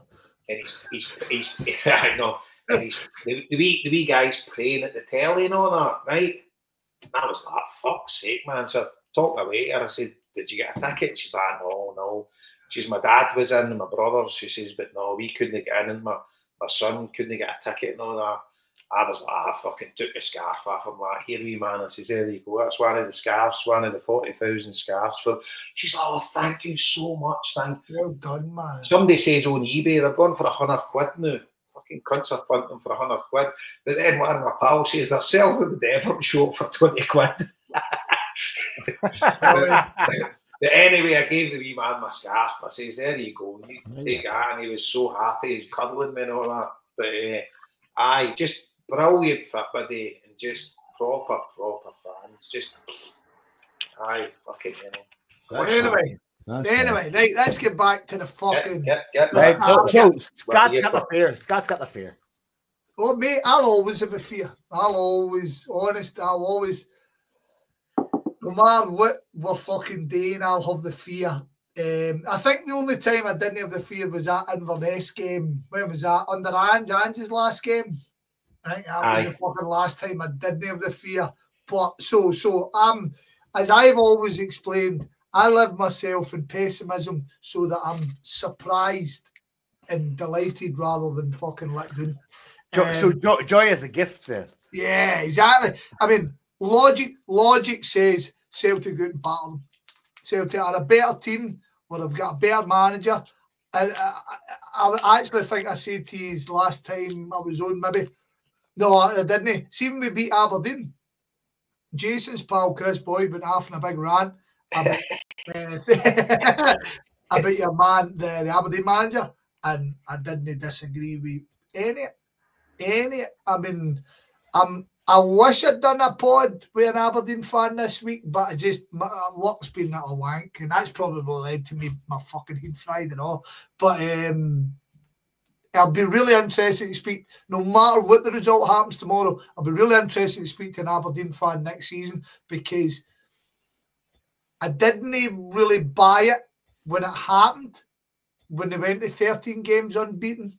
I didn't really buy it then, because see, when I watched them, because obviously I was still doing my one-on-ones, and I'm watching all their games, and I'm going, they probably didn't deserve to win that, probably didn't deserve to win that, probably did. And even, remember the 2-2 game, we gave them hundreds of credit.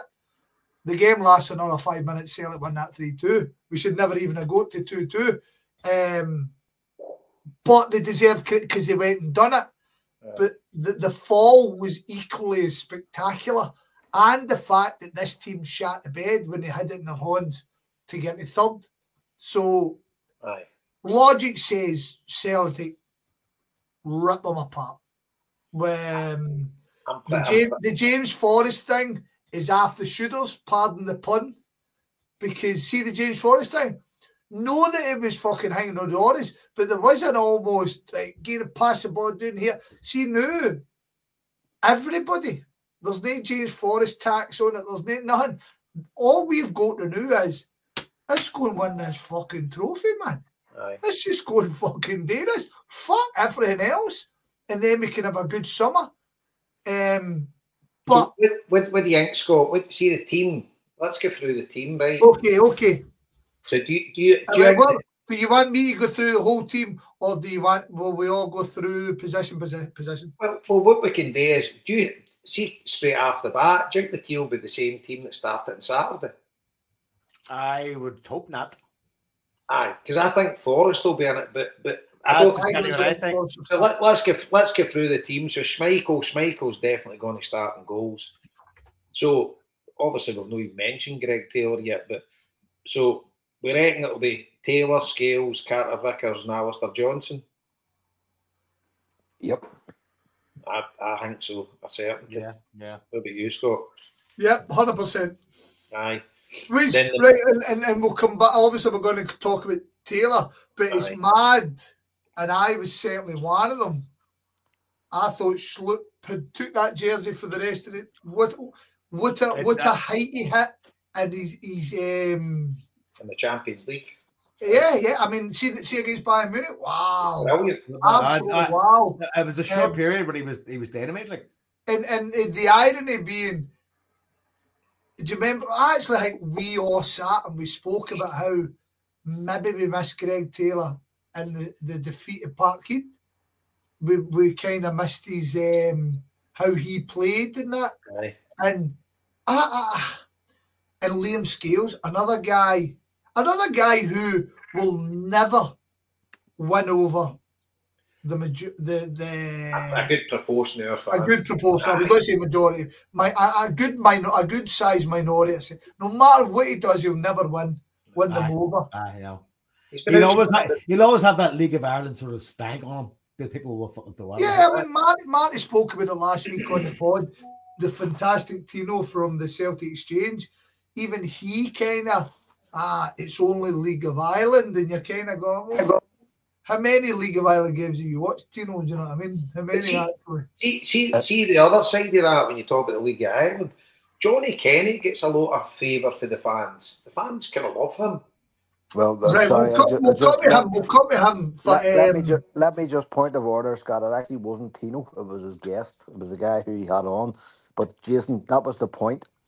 The point was about Johnny Kenny, and he was saying, "Who the fuck's Johnny Kenny? Like, why would we be pinning our hopes on this guy? He's playing in a shite league, blah blah blah." And, by the way, that guy was from Motherwell. Aye, he's from Motherwell. It makes sense. Miserable bastard.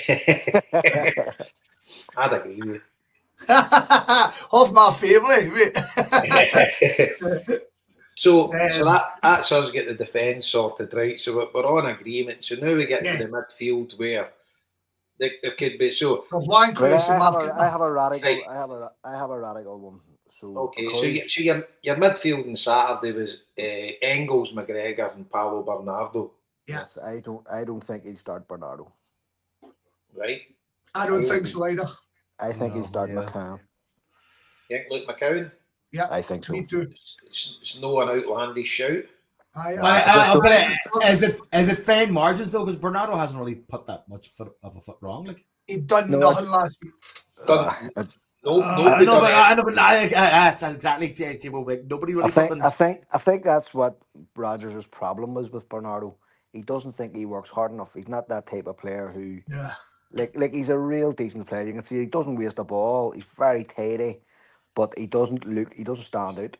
Whereas McCann comes on, looks busy, bombing about, and respects that work ethic. There is that difference. There's that marginal difference. Like McCann's fucking head. Like even when he came on Saturday, like he was busy. He said Marty, his head was screwed on, his passing, his head was up. I mean, his pass towards Johnson was fucking like he could have like.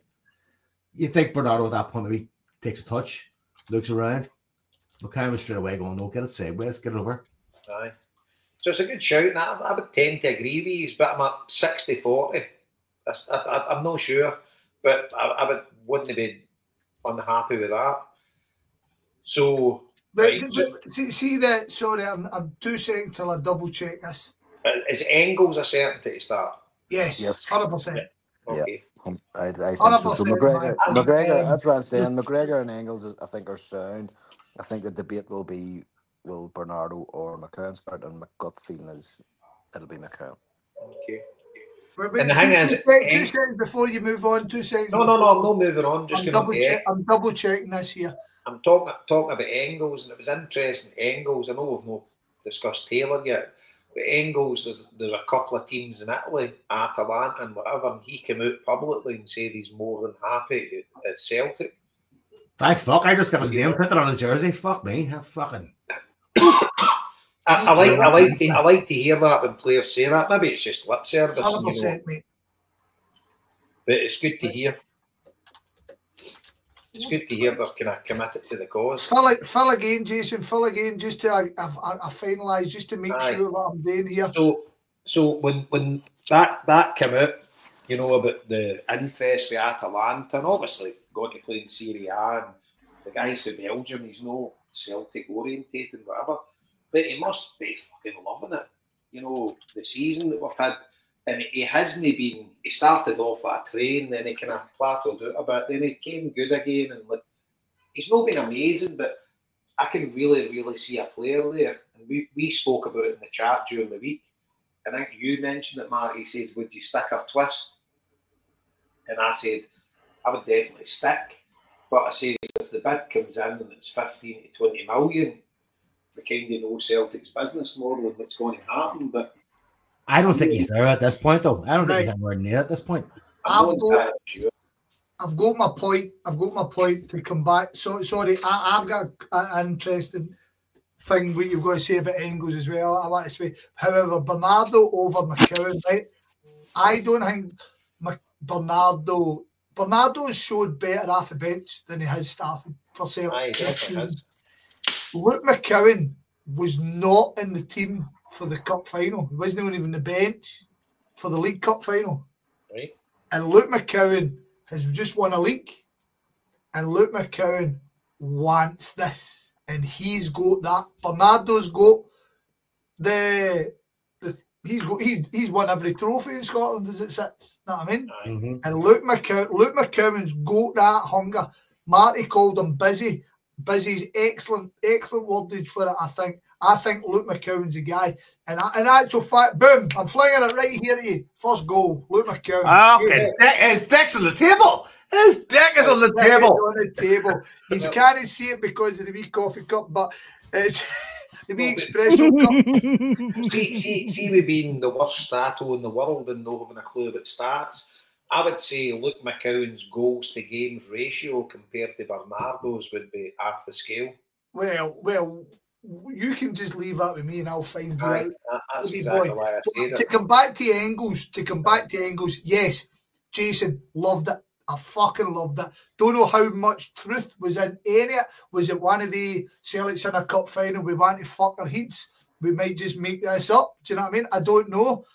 And I dare say, should they come in with a bid over 20 for Engels, then everything's up in the fucking air. But the fact he's come out and went, nah, he's got to know through his time in football that he's been coached by a good manager who put his trust in him, and it's almost his success matters for the manager.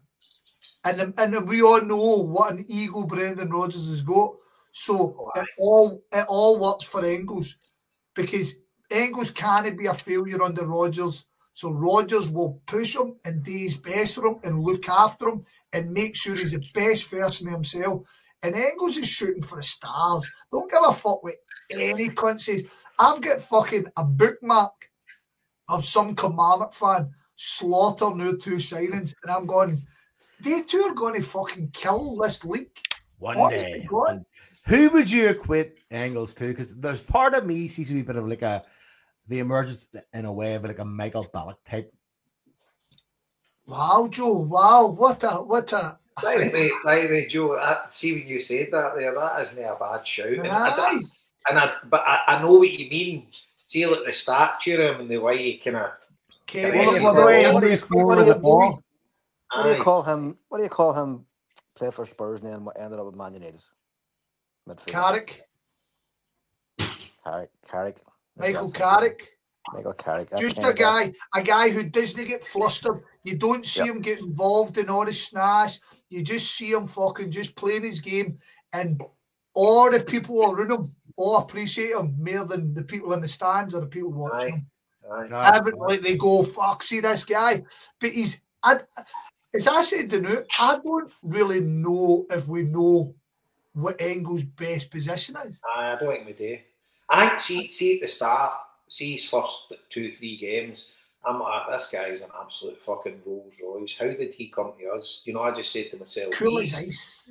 He was unbelievable. And then he just kind of plateaued a bit, and he didn't like kick on, and he kind of definitely dipped for the first 3 games. But there is 100% a player there. And as I say, Brendan Rodgers, and obviously he's a young guy. He's not going to be with us for his career, right? No. But he knows if he stays here another year or 2, he's going to make his mark. He's going to be, if he keeps playing at a real good standard, he'll be in the team every week. And he's probably going to get Champions League next year, hopefully, fingers crossed, touch wood. But if he doesn't, he would be playing Europa League football. And he's putting himself in the shop window again. And I think, definitely I think we'll have him next year, unless, as I say, massive money comes in. But I think his trajectory is only going one way. And he's going to be, I think I don't know if he'll be a fucking, like one of the top players, but he'll definitely be a proper good midfielder in European terms. You summarise it brilliant. He's 22 this September, so we've got a 21-year-old guy.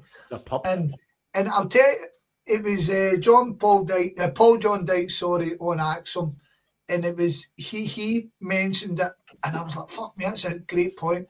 And he's two full seasons of top league football before we got him.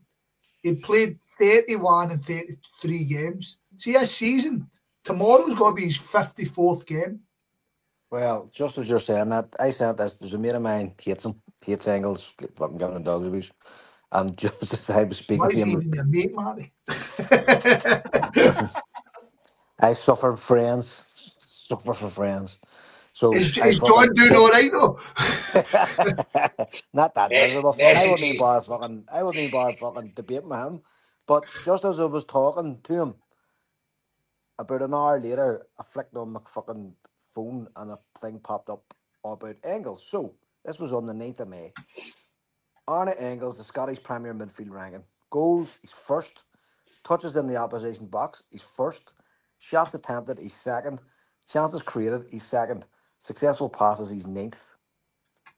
So anywhere in and around the box seems to be his place. Yeah. Like we're just saying there that we're not really aware of what his best position is, but you can fucking see from there where he wants to be. Plus, he takes penalties as well. So that's a good point. Yeah. So there you are. That's my killer contribution to the night. Stevie, if you're listening, I fucking told you he's great. You fucking goat. Right, so that's us kind of. Well, I think we're all going McCowan, but I'm not too sure. I think Bernardo might start, but I'm happy to go with McCowan. So now we've got up front, and we've got I think up front. Dizan.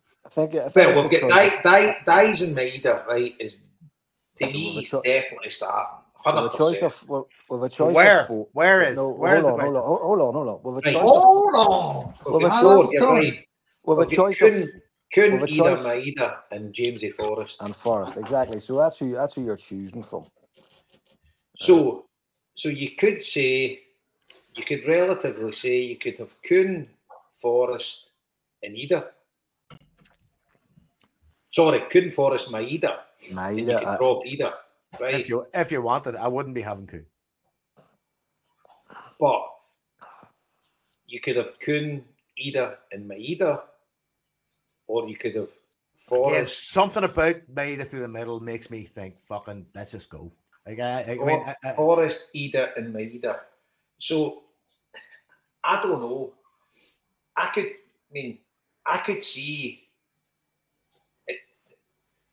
I don't know. I could actually see Kuhn, Ida, and Maida. I think that would be I think that's what Brendan Rodgers would go with. See, and bring James after them. See when you say Forrest, Ida, and Maida, I immediately think that Forrest and Maida can switch no problem. And Ida's also got the ability to come wide. That can go in the middle. Forrest can go in the middle. He's done it before, right? You've got a really Forrest go in the middle. What are you talking about, Joe? As in, like, up front. He's done it before. He's done it up front. Jamesy Forrest isn't playing centre forward. I know. What I mean is like they can move during the fucking game. During the game, right. You know what I mean? As in, like they can kind of dovetail around each other. I mean, I don't see Kuhn being that effective. But I think Kuhn's been coming on again. I think Kuhn's starting to play really well again. So I disagree. Like Kuhn because he fucking planked him. No, it's not. It's not. Maybe it is. I mean, back on to fucking autographs and stuff like that. Fuck's sake, man. I never queued up and got an autograph in my life. And you're not a fucking 9-year-old child. That's why. Well, I was at one point. You get Morris Johnson. What's that? You don't get Morris Johnson's man. No, he get mine.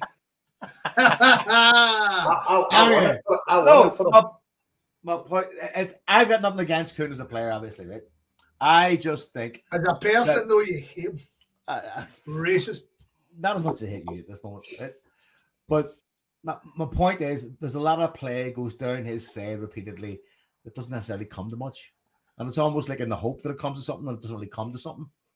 And I always find that when he's not there, how did Andy get back in the pod? So Joe, you go back to the first half of this season. I mean lately. I don't mean fuck. I mean lately. Well, that's what he says. Well, that's what I'm saying now. Nah. By the way, Nicholas Kuhn for the first half of this season was the Scottish Player of the Year without a fucking shadow of a doubt. But he looks like a grumpy cunt at the minute. Aye, but that's old news. Oh, it's old news, right?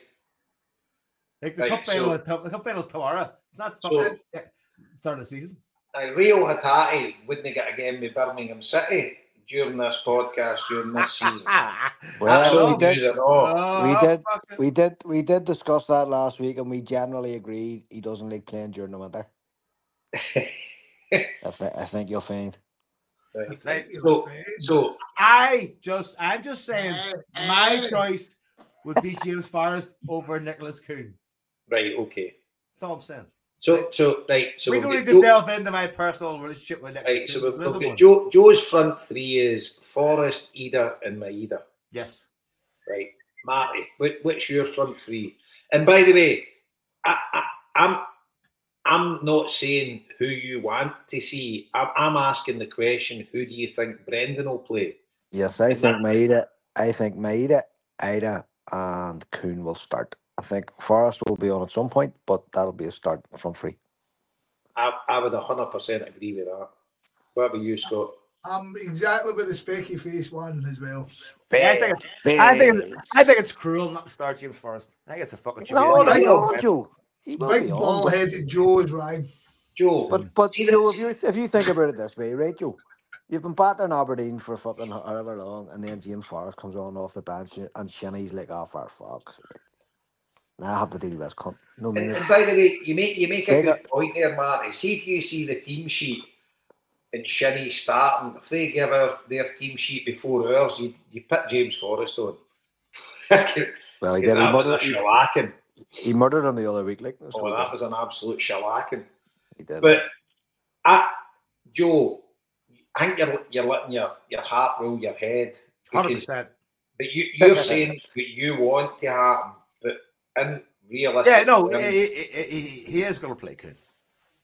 I would think so, and I think it's well merited.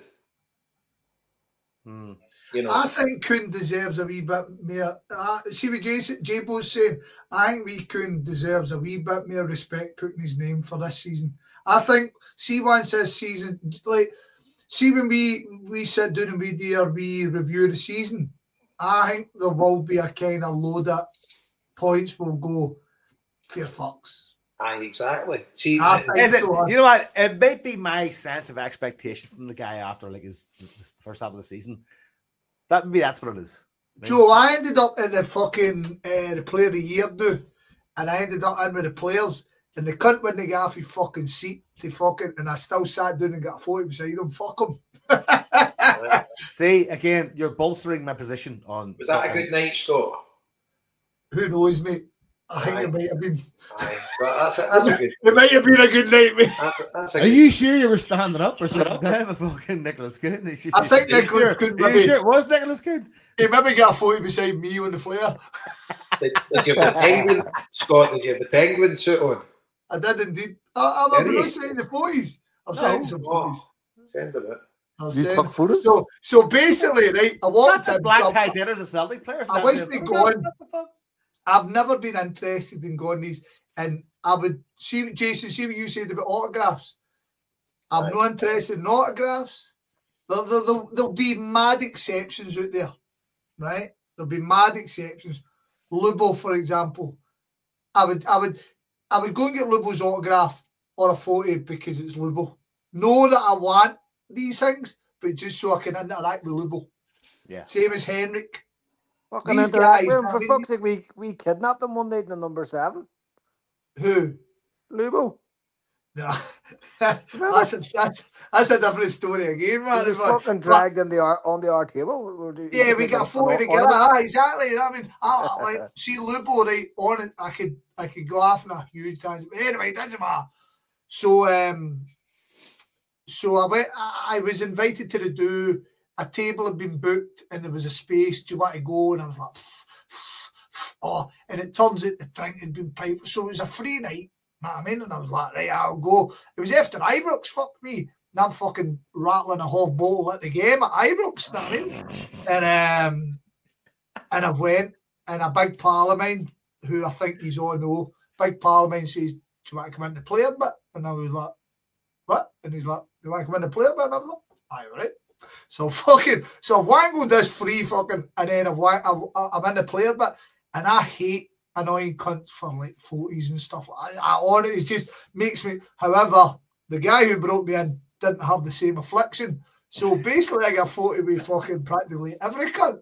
I'm in all these 40s, and there's me, and obviously I've had a couple of drinks in you, so you're fucking grabbing holding them now.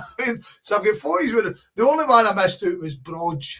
I missed fucking Rogers, but it was a great night. Know what I mean, it's a freebie, innit? Fuck's sake. Yes, exactly. See a quick one. I've just opened that email about supporters information tomorrow, Scott. Just before you come on the pod, we were talking about it. So if I go for a pint, so we are planning getting the train to Mount Florida, but it says on supporters information go off at Kings Park only. For Celtic supporters. Kings Park would lead you to the Celtic end. No, I get that. But do you think the barriers will be up? See me play the I heard you saying, right, I've never seen the barriers, but I don't think so, mate. I don't think so either.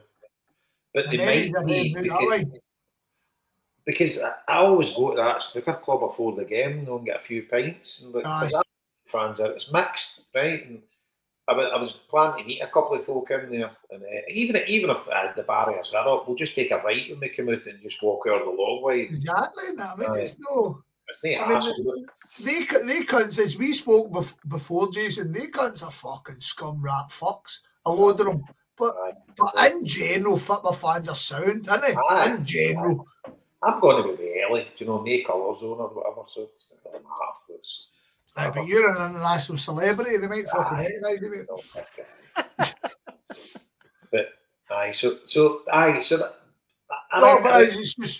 Sorry, where do we get to? Nicholas Coon's brilliant and Joe's in Egypt. Aye. That's it.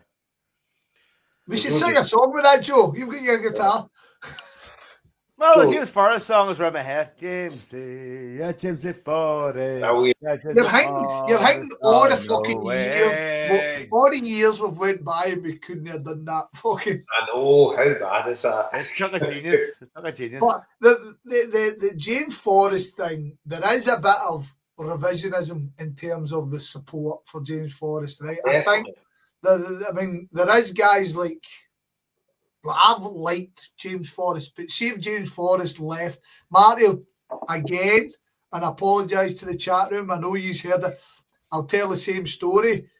Me, Marty, and a good few of your troops were on an email list before fucking WhatsApp and all that push, and we were talking the end of Ronnie Dyer's season, the one the Huns beat us in the cup, and we'd won. Did we win the double that year? No, we won the league, yeah. Anyway, end of Ronnie Dyer before Rogers turned up, and we listed out the players, and I think there was four players from that whole squad that we were like keep, and James Forrest was the only. Marty, that would be right, wouldn't he?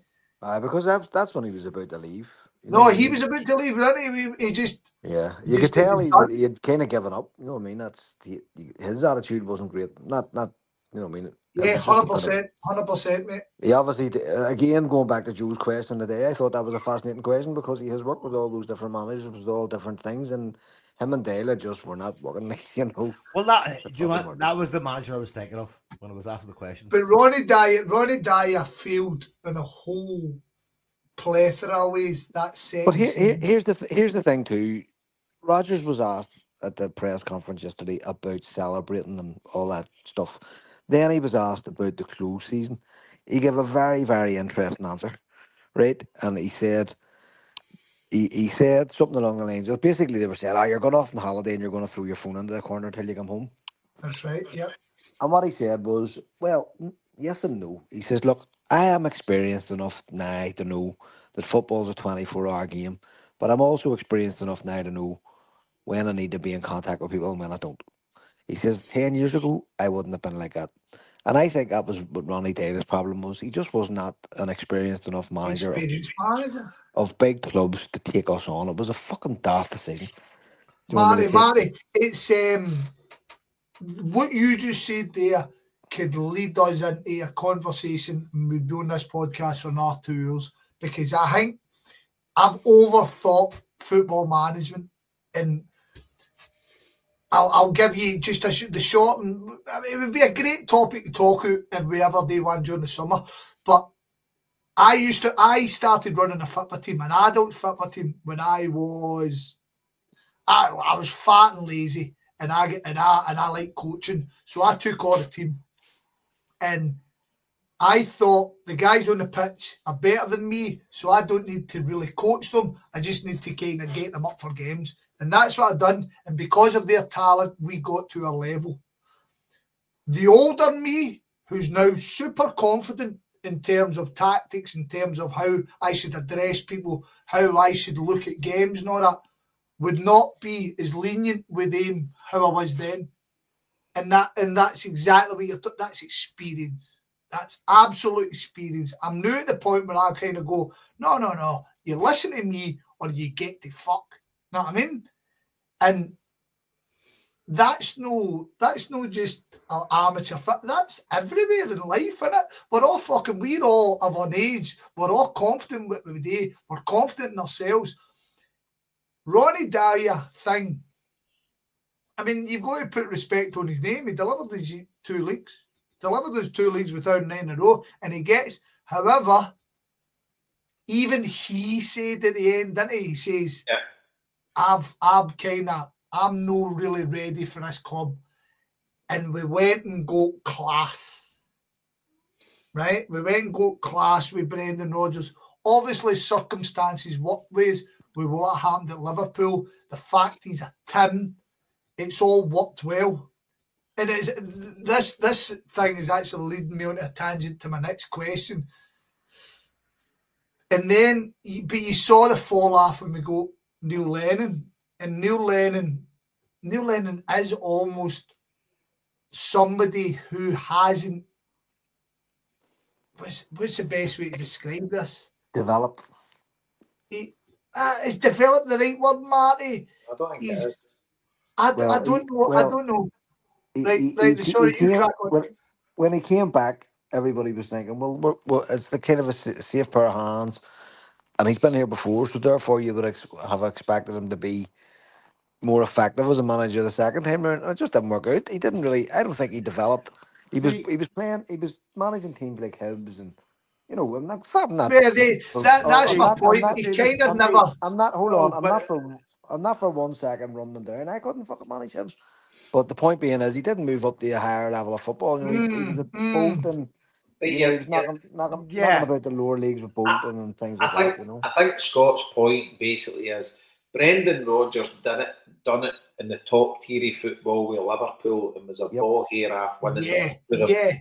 And Jason, see, and even away from Liverpool, when he went to fucking Leicester, he had them in the top 5 2 years in a row. Yeah. He had them in Europe.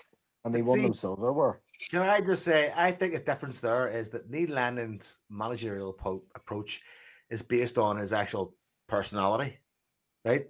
Whereas Brendan Rodgers knows how to cultivate an environment for players that he's dealing with to grow.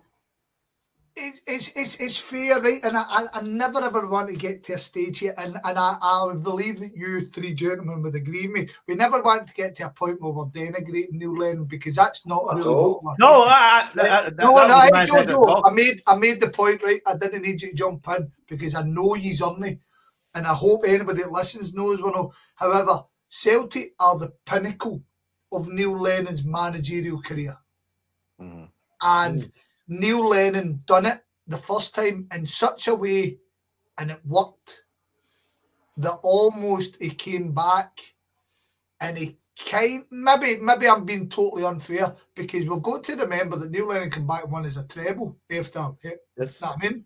But everybody seems to forget that. See that season we won a treble under Neil Lennon? That seems to get wiped under the floor when Neil Lennon wrecked the club. But the fact of the matter is, Brendan Rodgers took us to a level and a degree and a standard, and Neil Lennon's management maybe doesn't lead to that. I could be wrong, because what I would say in my head, right? Neil Lennon, I'm not saying he's a one-trick pony, but I'm not saying he's a one-trick pony. So what are you saying then, Jason?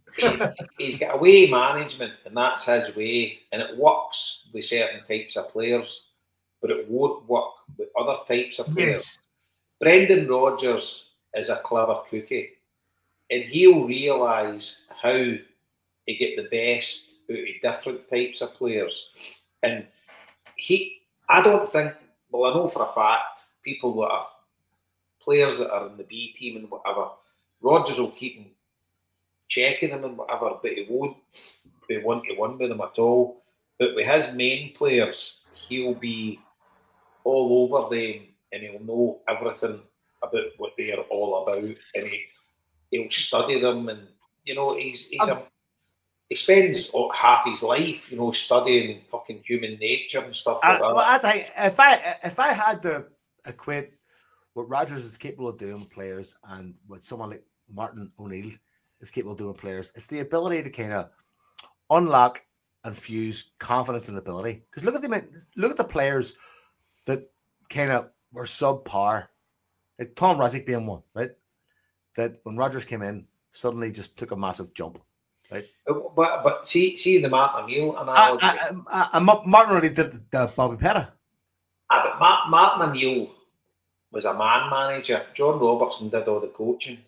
I know. That's what I mean. Just I mean, like that man management, that ability to, but I think to get into a player's head, get personal, and go like, you could do this, and then make it happen. Do you think Rodgers' coaching does that, or is man management? I think it's a combination of both. But what I would say is, in my head, right, I think Martin O'Neill was a top level football player. Won European Cup, played in another Europe. He was in the squad for another European Cup final. Martin O'Neill done everything in the game. Won the English First Division. He was like top level football player. And I think he was a great motivator of men. But I don't think he was a great coach. I don't think he'd be a great tactician. I think he would be... Because I always think, see players that have played at the highest level, and I know there's people out there, you get your Johan Cruyffs, you've got your Zidanes and that have done things with the top teams and whatever. But I always think the best coaches and the best managers of football clubs are people that played the game at a good level, but never kind of made it to the top. But they were mere students of the game. Yeah, I get the feeling their selection and players maybe a bit more student. And you used the example of Roy Keane. I've used that loads of times. Couldn't have managed worth a fuck. Done all right with Sunderland, but he would expect too much for guys, because he knows he could do stuff and he'd want them to do the same. But also, do you know what I think? Sorry, just to interject 2 seconds, Joe. I actually think Roy Keane would be a good manager now. Possibly, but you see, whenever you heard the stories coming out after he fucking left, like putting players up against doors by the streets and stuff like that. I think he'd be a good manager now, again, from learning. I honestly think it would be I mean, I don't think so, Scott. I think it's in his DNA that right, fair dues, Jabo, but I'm hearing losing the rag. I watched that. Oh, aye, maybe his nature, just his general nature. But I watch Open Goal, and he's very concise. He goes, "Well, I done this, and I lost the dressing room because I done that, and that never worked for me. I done this, and it never worked for me here." I think there's a certain element that would appreciate what he does. Do you know what I mean? It will not work everywhere. I think he's a guy that could be a tool in a dressing room, as in like you can use him in a certain way. I don't think he should be in charge of anybody. Anyway, fuck Roy Keane. We're not talking about Roy Keane. We're talking about your guys. Aye. So I think Brendan Rodgers is a master student of the game, and I think he is unbelievable. Well, here, do you know, right? Do you know? I think the Brendan Rodgers we've got now is better than the guy we had before. Oh, 100%. I think we have won a fucking lottery. So here's the point I was thinking there, Scott, when you were talking about this, right? See this season we've had, it's one of the best seasons in our Celtic supporting life, without a doubt, right? But see if we didn't have, and I know we didn't go great guns in Europe, but we did well in Europe against top class opposition. See if we didn't have that. Say we'd went out in a whimper and we'd get 3 points in the Champions League, but we'd achieved all this. Do you think we would be talking the way we are now? I don't think so. No, Europe's huge because he himself brought up Europe. I think me and Liam come back, he said it. Yeah, me and Liam would be. I think that's fair to say here. You might disagree. Me and Liam are the most critical of the club in terms of Europe. But I would be way using you. Right. So in this season, I think the draw we got was fantastic, and it suited us. What is great about the draw we had this year, in all elements, even after, because we were unlucky to get fucking Bayern Munich or Real Madrid when we came out. Now, I mean, that's unlucky, because look at some of the other teams that fucking got through. But I thought it was good for us because we went, we proved.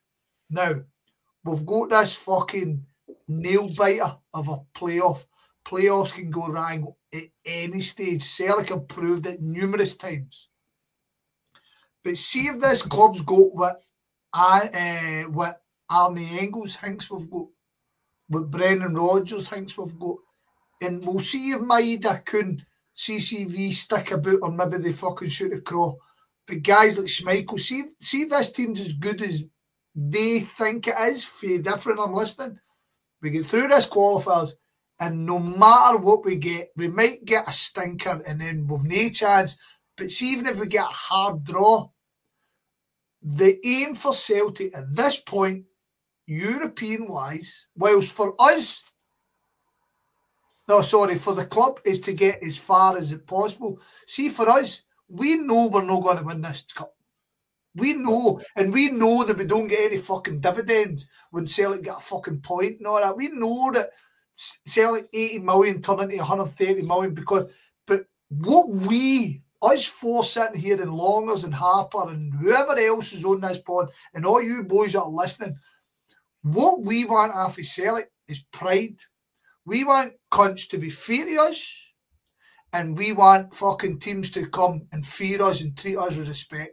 That's what we want for Celtic. And I think with the performances this year, I think we will have that. Jason, this coming year is the big one. You can have a year where you fucking do all right. See if you go and do it again. That's when you're kind of going. That's when every cunt starts going, oh, do you know what? They're the real fucking deal.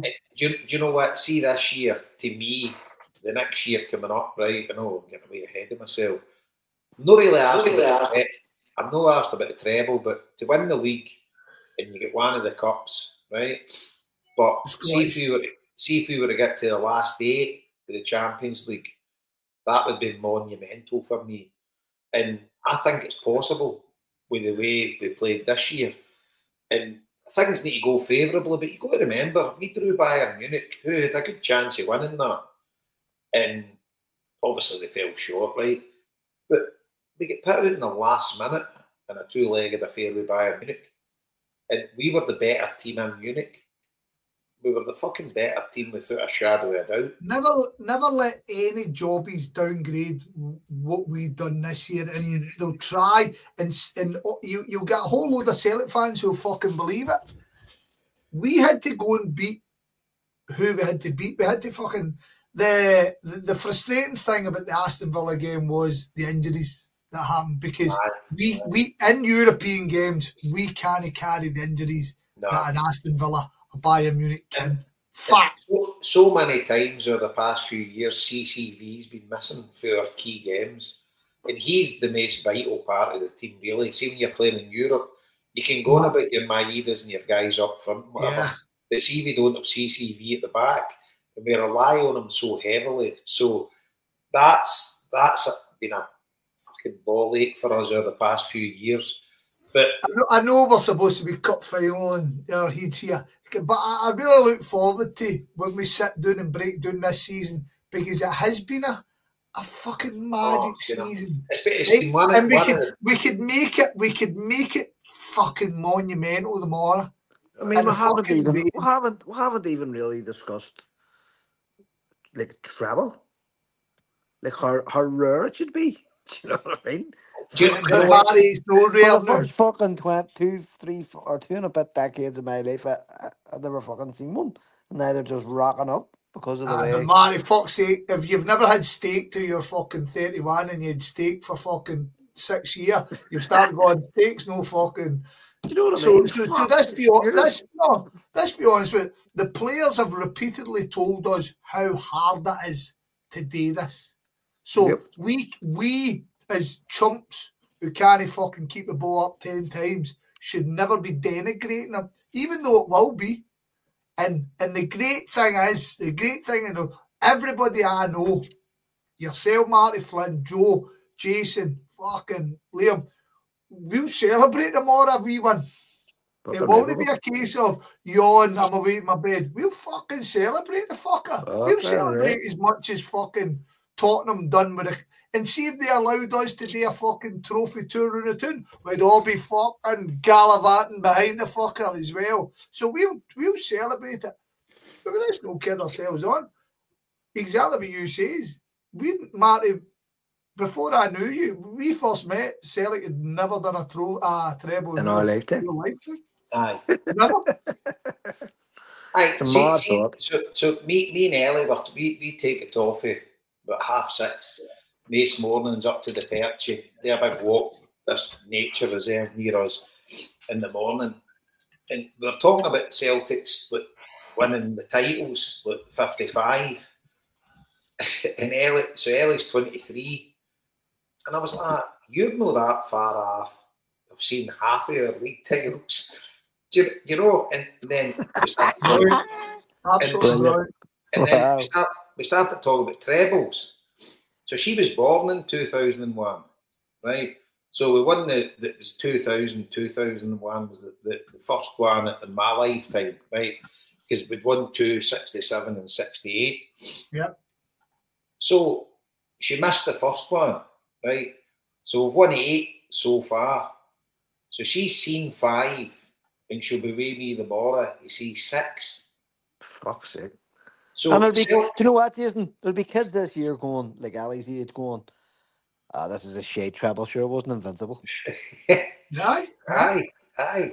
And you got to realise, because we won our last one in 68, 69. I was born in 71, and we didn't win our next one in 2000. So 29 years. And then, by the way, after that, with another 16-year wait. So it's... When you actually break it down, if we win the treble tomorrow, Celtic's won. So my daughter's 23. Celtic formed in 1888. My daughter's seen 2/3 of the trebles that we've won. Do you know what? That's glorious. That's fucking mental. See, we are so fucking lucky. Oh, but Joe, yeah, we're definitely lucky, right? I would like. We spoke about it. Fuck, I'd say a month and a half ago about that. Remember, Jason? I was saying about the vote that Scotty Fitba took to keep their own receipts. Aye. Celtic fans have led to this fact. Huh? Celtic fans, Fergus McCann deserves his point and fucking, he deserves his credit he's got to get. I know Marty wouldn't be, right? Fergus McCann deserves it. But Celtic fans built this club, sustained this club, kept this club, and where we are is because of Celtic fans. And by the way, to be fair, Jason. Paul Larkin said on this pod numerous times, no matter what you think of the boy, he says numerous times, Celtic are a big club because we go. Aberdeen talk about it, St Mirren talk about it, Hibs talk about it, that they could fill any stadium in the world if they're winning. Celtic fucking built this club. That's what makes us a big club. That's what makes us the fucking team we are. And by the way, Fergus McCann's a Celtic fan and all. Exactly. Aye, it's our fans that make this club, you know, and football without fans is nothing. But when you should get that in a t-shirt. I've never heard that before. but when me and Ellie were talking about it, she was laughing, and I'm like the amount of trebles she's seen, you know, because she's seen them all. Because the three that she didn't see, the next one we got was 2016. She was so she's actually been a season ticket holder. If God willing we win tomorrow, she's been a season ticket holder for 2/3 of Celtic's trebles they've won since 1888. And see that, Jay? That's an incredible barometer. Isn't it? Like, but I mean, all that bullshit about fucking. You've lived your life now. You've raised a child that has seen that, and you've seen it with her. But all that bullshit about the Huns being the most successful team in the world and all that stuff. And there was something on a while ago saying if you're a Hun, you have to have been born in like the early 1930s to be, you know, to see any like more successful Rangers team than a Celtic team. Like, what the fuck does that tell you? What does your future hold?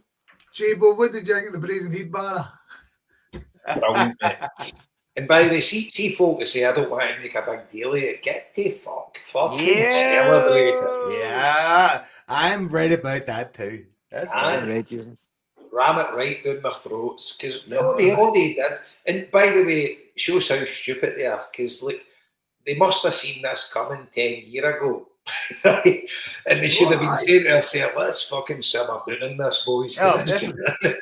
Foresight is not a well-known skill. Definitely not. In typical homeboy fashion, let's go over the exact same thing that was spoken about for fucking a million times. Jason Higgins says that I agree with him 100%. I didn't know what number Celtic had won in anything. Apart from I knew that we'd won more Scottish Cups because as Marty Flynn will tell you, I fucking love the Scottish Cup. But the Scottish Cup's such a nice trophy. League Cup's a pile of shite. It's a Hun-looking trophy. It's got 3 fucking legs. Scottish Cup, brilliant, man. Anyway, Jason, you says not one of us knew how many. Some countries say the many trophies Celtic won. I don't know, fucking loads. Hope we'll win the next one. That's what we said. And they jobbies just kept going. That 55 just to kind of validate. Oh, we're the same.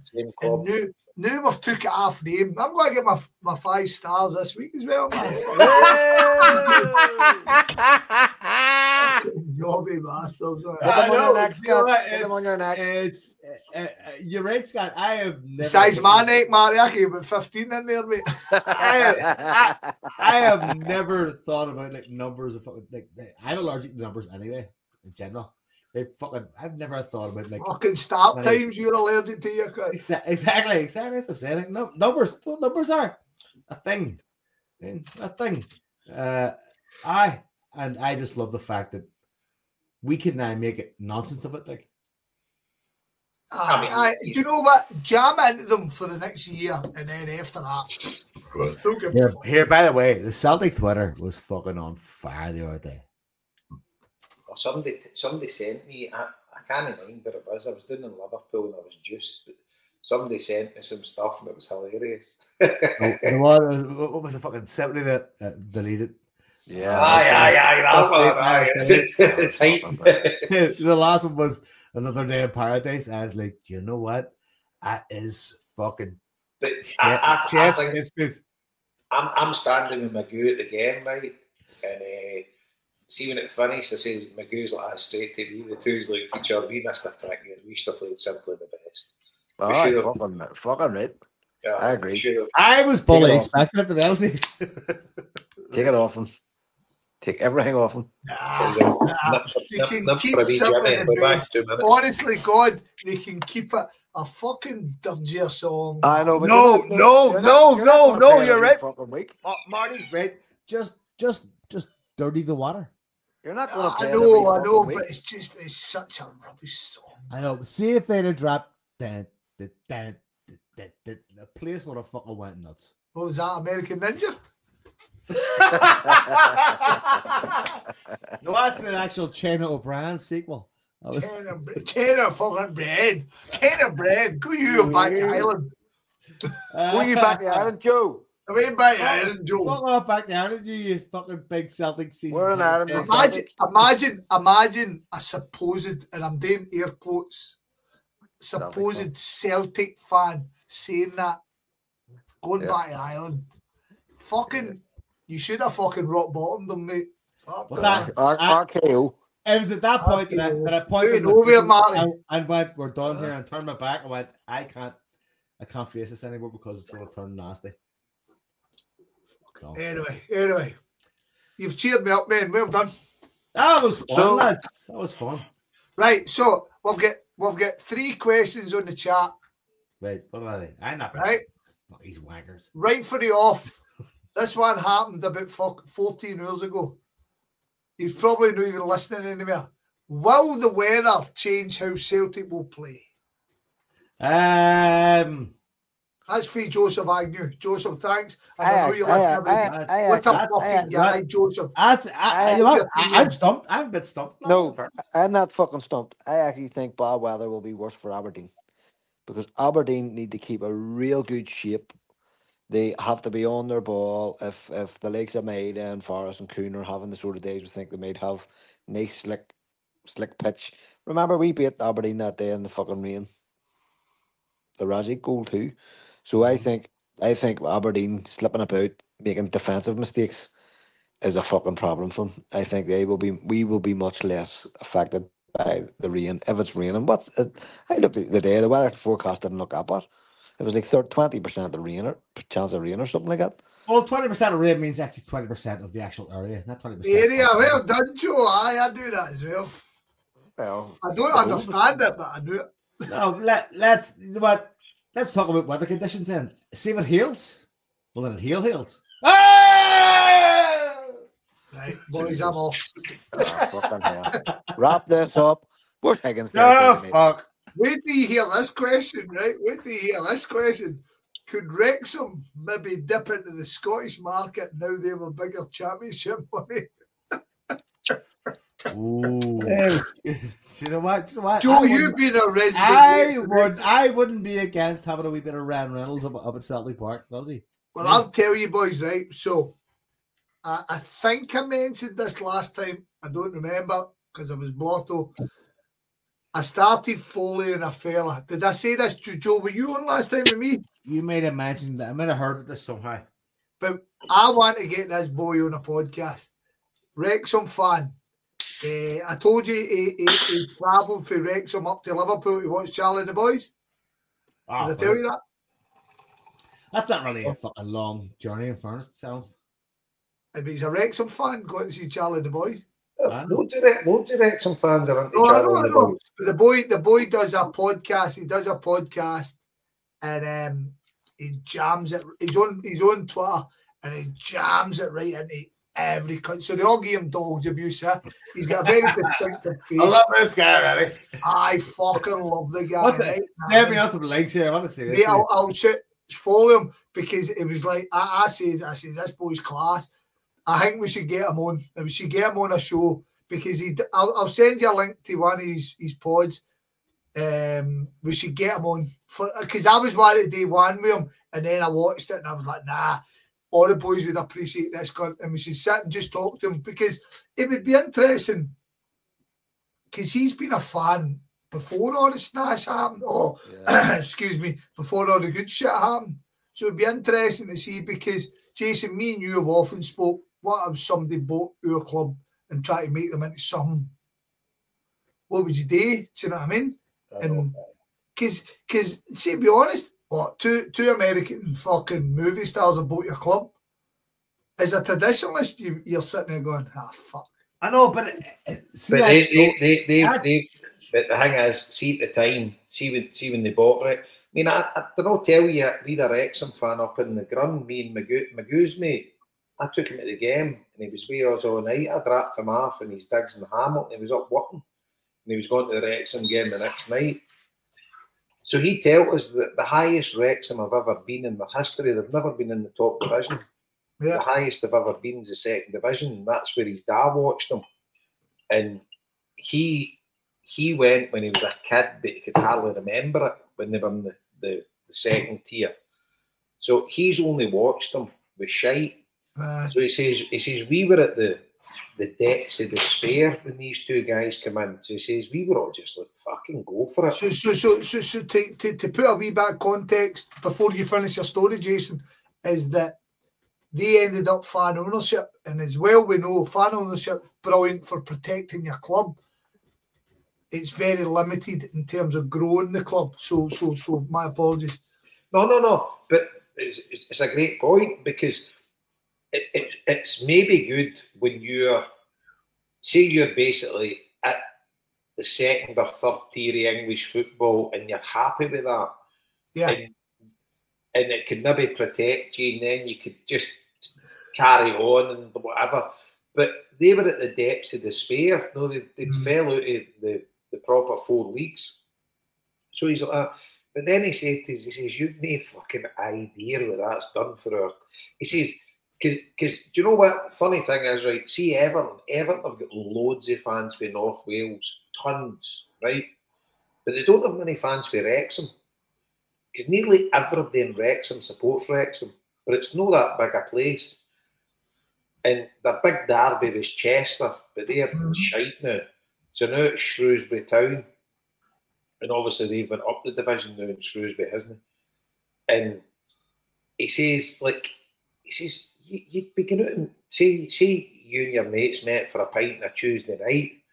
You get a fucking boozer in Wrexham, there'd be some fucking Hollywood superstar sit and get a fucking drink. He says there'd be Yanks would be coming, they'd be in London and they would get trains to Wrexham just to go because they knew, like some Hollywood superstars, they knew the two guys that brought Wrexham. And he says, we need to go to Wrexham. Have you watched? I don't think you've watched it, Jason. I've not even watched it, mate. I mean, me and Joe were fucking body deep in it, weren't we, Joe, man? Yeah, you have to watch it, mate, because it's what it is. Even the Celtic got fucking mentioned at one point. It's an incredible demonstration of what it can be if you put a football club into safe and considerate hands. I mean, I approached it with complete skepticism. Once they bought the club, I told you to watch it. I remember. Fuck me. I was like, and then exactly, I was like, watched the first episode, and I was like, you know what? These two cons are quite genuine. And I watched it further and further, and all they've done is said to themselves, "What's it going to cost us to bring this?" And here's the thing: best thing about the show is they fucking record every day on the show. They show you what they're spending. Wage bill, fucking pitch, the lot. They break it down in dollars, break it down in fucking euros. Everything's in English and Welsh and then American. It's fucking fantastic, man. It's such a good show because of what you say, Joe. Right?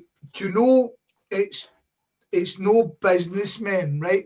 but they are businessmen. I know they are businessmen generally, but it's sports fans who have made a lot of money and want to kind of get the buzz out of sports. Their approach is so genuinely It's wild, isn't it? It's wild. That's what got me the first season. I was like, see these lads, because again, I watched the first episode going, these are a couple of dickheads, and see after 1-2 episodes, I was like, oh no, these lads are approaching this in the entire way. Because your man, there's a Humphrey, is that his name? Yeah, the chairman kind of guy. He's kind of the fucking brains behind the idea at the end of the day. Yeah. He was the guy that said to them, listen, English football works in a fucking relegation promotion way. And they were like, what the fuck? Because obviously North American sports doesn't work in that capacity. We could over-egg it. I suggest, Jabo, you and the missus, I know your missus is not a football fan. Watch 3 episodes. It's really, really good. Because they do touch into everything about Wrexham, but it's all about the people. It's all about the history of the people. What about the boy who's got social anxiety and won't get to the grunt? You know what I mean? And he just likes taking photos. And they kind of, they're like, we'll just keep sending us the photos. And they keep using these photos, but he won't get the grunt because he's got social anxiety. And it's fucking magic, man. Jason, see the stories they uncover in this club. It would blow your mind. It's amazing to watch. It's not even about football. Sometimes. Anyway, it's more about the people. If we get this guy on him, I send him a text. Is he coming on for every night? Get him on the fuck. Get him on. What do you mean, get him on? You haven't even read out the fucking 3rd question from the cunts in the chat. Yeah, no, because we've not even answered these fucking questions. Hurry up, Could Wrexham maybe dip into the Scottish market now they have a bigger championship? Well, considering Wrexham just had fucking Stephen Fletcher, they've already had their worth. Fuck them. It's a fair point. It's a fair point, but I don't think they're going to be dipping into our pocket. So, the bottom line is Italian clubs are dipping into the Scottish market. So why the fuck should Wrexham know? I think the Scottish market's now criminally underrated. But I think now it's getting to be realised what can be achieved by getting players to Scotland. And it's almost as if cunts should have been listening to us years ago, Jason, when we say Scottish football shouldn't be looking to England. We should be looking abroad, and abroad should be looking to us. Yes. Fuck it. Lewis Ferguson won the Cup of Italia. I mean, what the fuck? Scotty Johnson is right. So you're talking about actually, you look at Italian football, right? And you actually say, right, the 2 teams that have won Serie A and Coppa Italia, their 2 main players, Scott McTominay and Lewis Ferguson. Fucking there you go. Oh, by the way, speaking of Ferguson's, I was reading yesterday we've been linked again with Evan Ferguson. Why? We were talking about it a few weeks ago. So he's been linked again. He was linked yesterday. Did you say, Joe, there, the Bettystown Beto? The Bettystown Beto. Brilliant, man, brilliant. I've been in Bettystown, fucking cracking place. That's what he said. See that wee boozer with the thatched fucking roof? Yep. Nice place for a paddle. Donahue's. What a pint of fucking Guinness that is, man. Do you know, was I in there one day? Somebody's in there. You're going to have to tell the listening fucking world where Bettystown is, for fuck's sake. So Bettystown is essentially on the coast between Drogheda and Dublin. Well, not Dublin. Drogheda and fucking Balbriggan, essentially. Right? So it's got a big it's got a massive kind of big beach. Kind of holiday resort. Look, seaside town. That's where Evan Ferguson's from. Like he's from Bettystown. I took my way down up fucking Joe. Before you go, to the little listeners, before you get off, man. The little listeners know Bettystown's right next to Laytown. And that's the last place, if anybody's into horse racing, where they have the horse racing on the beach. I do the Laytown races, right? The Laytown races. So that's right next to Bettystown. Sing this song. And it's round the corner from fucking Mosney too. See the chapel there. Went to mass there on the Sunday, and they sing "Hail Queen of Heaven, the Star of the Sea," and you're looking out, and they've got the window at the back of the altar. It's an incredible. Right, I'm going to bring it. An incredible view of Mourne Mountains. I'm going to bring it back to the Italian football and Scottish, and obviously he's not. Scotland! But Shea Adams playing with Torino, who finished 11th. He scored 10 goals this season for them, played 39 games. Now, here's a fact for you, J-Bo. Shea Adams, you know who I'm talking about, yes? Yep. His full name is Shea Zach Everton Fred Adams. Fuck off. There you go. How do you feel about that? We're tying in different. That's got to be a Wikipedia wind-up, no? I fucking love the boy already. I might have edited that myself, but anyway, right. So, yes, I think Wrexham should and would. They might even take Greg Taylor. Fuck's sake. Yeah. After Maeda leaves in the summer. Oh, you missed it, Alistair. I never even fucking read this before I put it up. Why are you fucking... No, wait a minute. Alistair asked, do the boys think Rodgers my apologies. after the 3 years? So this is final year. Wow, there's a question. That's a real question. Fuck you, Sean. Right, Joe, go for it. Shawnee Butler were my 30 minutes. I think John Kennedy will be the next manager. Oh, for fuck's sake. That wasn't a question. That wasn't a question, you spanner. Well, that's my answer. Do it. That's your answer and you're sticking by it. You're not even answering my question. Oh, after 3 years? Yes, I do. I believe he'll do another 2 years. Yeah. All right. Perfect. 2? Fuck. Well done, you, Joe. What about you, Scott? No, go to Marty first. Go to Marty. I think he'd do his full 3 years. I don't think he'd do another. No. Right. But you think he's done after this? You're saying this is his final year with us? Yeah, next year will be. He's going to stay next year. He's already said he's staying. He's not talking about. No. Maybe he's arguing that.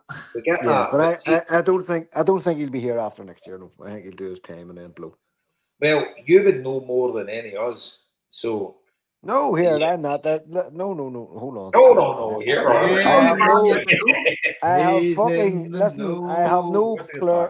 I have no clairvoyance whatsoever. But I think Rodgers would see other challenges for himself. He has his holiday home in Spain. Quite likes the hot weather. I think he would be looking at a European club just to see. And he can't. Marty Flynn knows the crack. But you wouldn't be complaining. Like, I mean, if he was here and give us fucking 2.5 travels, fuck's sake. 100%. No, Celtic fans are widely known for being fucking responsive. Tolerant people. Maybe people crack up or go fucking bonkers around like that. No. You know what I mean? So, Scott, I'm glad you stayed to the second. I reckon we'll get another year. I reckon he'll sign us another year. Aye.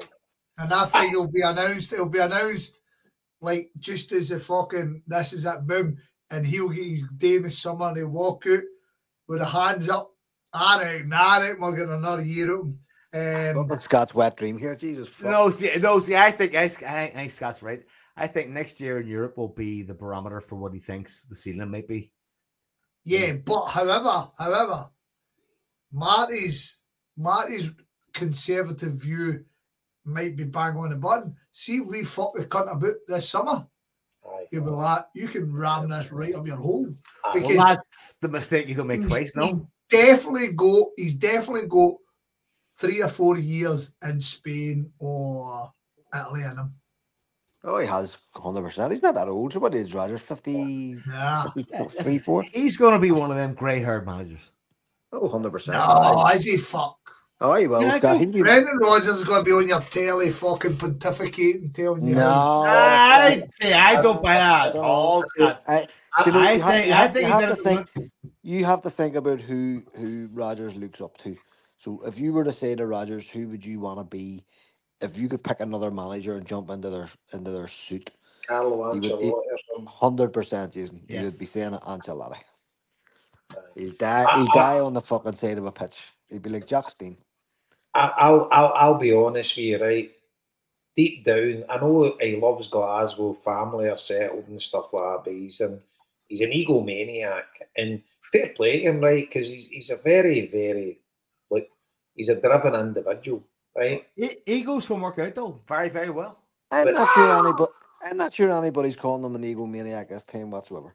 I think he has come back a far more considered manager. Oh, I would agree. I would agree with you, Matty, but still, you know what? I just don't. I think that's a bit of a caricature of him based on that fucking, you know, brilliant Gucci belt shit. Yeah. No, based on that, what do you call that fucking stupid documentary Liverpool done on him. Do you know what I mean? But if you listen to him, one example is the media, right? So we all just fucking sort of roll our eyes at the Scottish media. I cannot fathom how he's so patient with them. He never fucking loses the rag with the press. Like you saw Ange doing it this week. Rodgers is always very respectful of them, no matter what fucking stupid fucking cake they ask. He's fulsome in his answers. Do you know what I mean? If he thought he was the man, he wouldn't do that. He would just dismiss them and go, "You don't understand me. I'm the fucking man." But Ange is a lot different. Ange has been managing a team that's been getting battered left, right, and centre. Listen, but Ange is a fucking egomaniac, Scott or Jason. Like Ange is an archetypal A-grade Australian male. My way. You know what I mean? He's just fucking. He's a fucking sociopath. Like, it's all that sitting beside you for fucking 9 hours in a flight and doesn't talk. What the fuck? That's not normal. Do you know what I mean? I know, but that also works too. Aye, but whatever works, Joe. I'm not arguing, but what I'm saying. I would actually say you're describing Rodgers rather than Ange. No, if you were sitting on a fucking plane with I get that. He'd be fucking chatting away till you all the day. He'd be trying to offer the wisdom of life to you. Whereas Ange just ignores you and be a comment. But people have got different ways of dealing with it. But I think Rodgers. But see, at the end of the day, both of them are very, very driven football managers, right? That's without a doubt, right? So my take is I'm more on the Marty side that I think. But I'm going to pull myself back here. I'm kind of agreeing with Scott now, or Joe, that say that it all depends on what we do this summer and how we back them, and effectively how we perform in the Champions League. Look, for instance, say we got to the last 8 of the Champions League and we were unlucky to get knocked out and we took a right few big scalps and whatever, just dreaming here.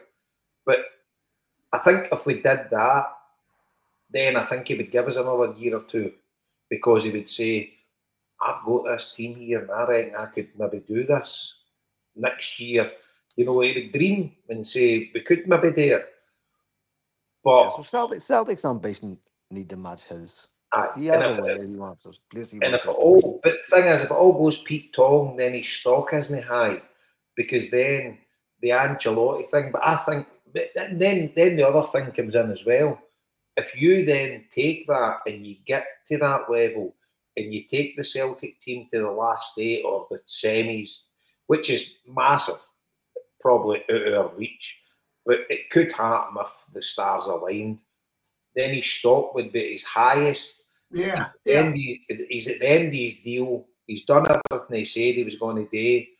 And by the way, we would be devastated. We'd leave and we would all be sick, but nobody would be decrying him like we did the last time, because he came and done what he said he was going to do, and he done it. And what a fucking journey we've had. And he leaves. And then see if he goes to like an Inter Milan or something like that, or somebody comes in for him, he goes with the best wishes. And you know what? See, after that, you would be actually, no, it's like, once you leave Celtic, you're dead to me. I said that about everybody, but do you know what? There was a wee bit and he was smiling and Ange won the fucking cup. Yes! I am a legend now in the fucking Chas Dave. So convoluted way. Was it makes one plays that?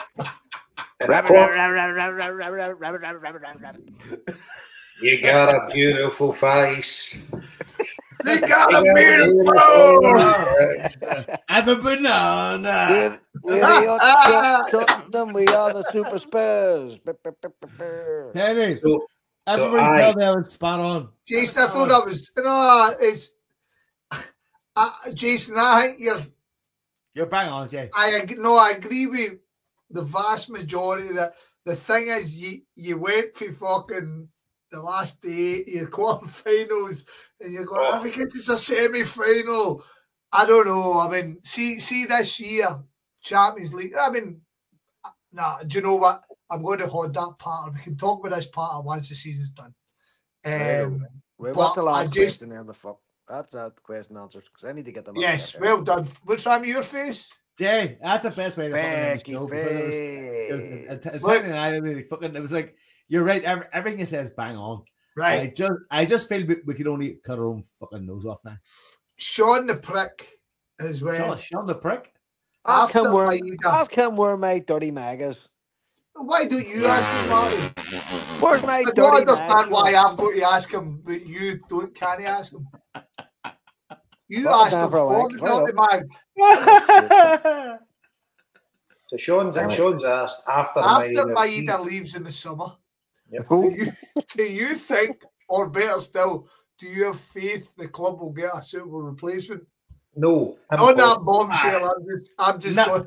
Not unless we're saying Clark Kent. Wait a minute, we've got an answer to one question. Haven't posted it yet.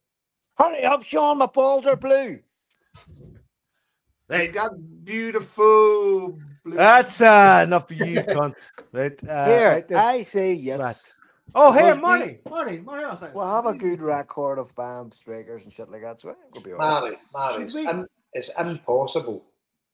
No, I'm not saying you would get the same fucking striker, but we will find a striker who'll do the fucking business for us. But it's impossible to replace him.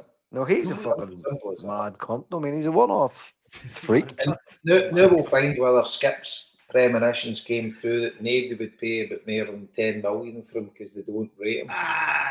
We'll see what happens in the summer. That's a fucking dig up in a half hour. Holy fuck. No, but I hope Skip's right. Before we finish, Marty, should we do our, I suppose, our fundraising update? What about? About the money? The money's spent? Without naming names, you can give a... Oh, sorry, yes. Fuck, I thought you meant you were asking me to ask for money. No.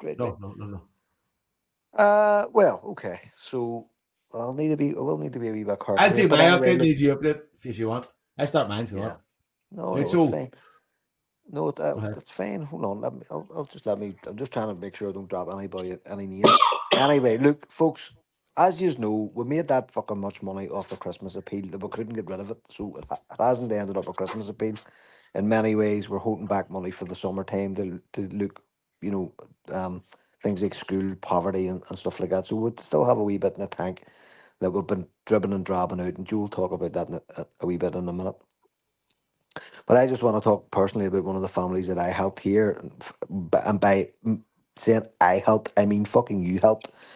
Your money went to help a wee family here. And I spoke about them before, that we had paid for things like an oil fill of oil during the winter.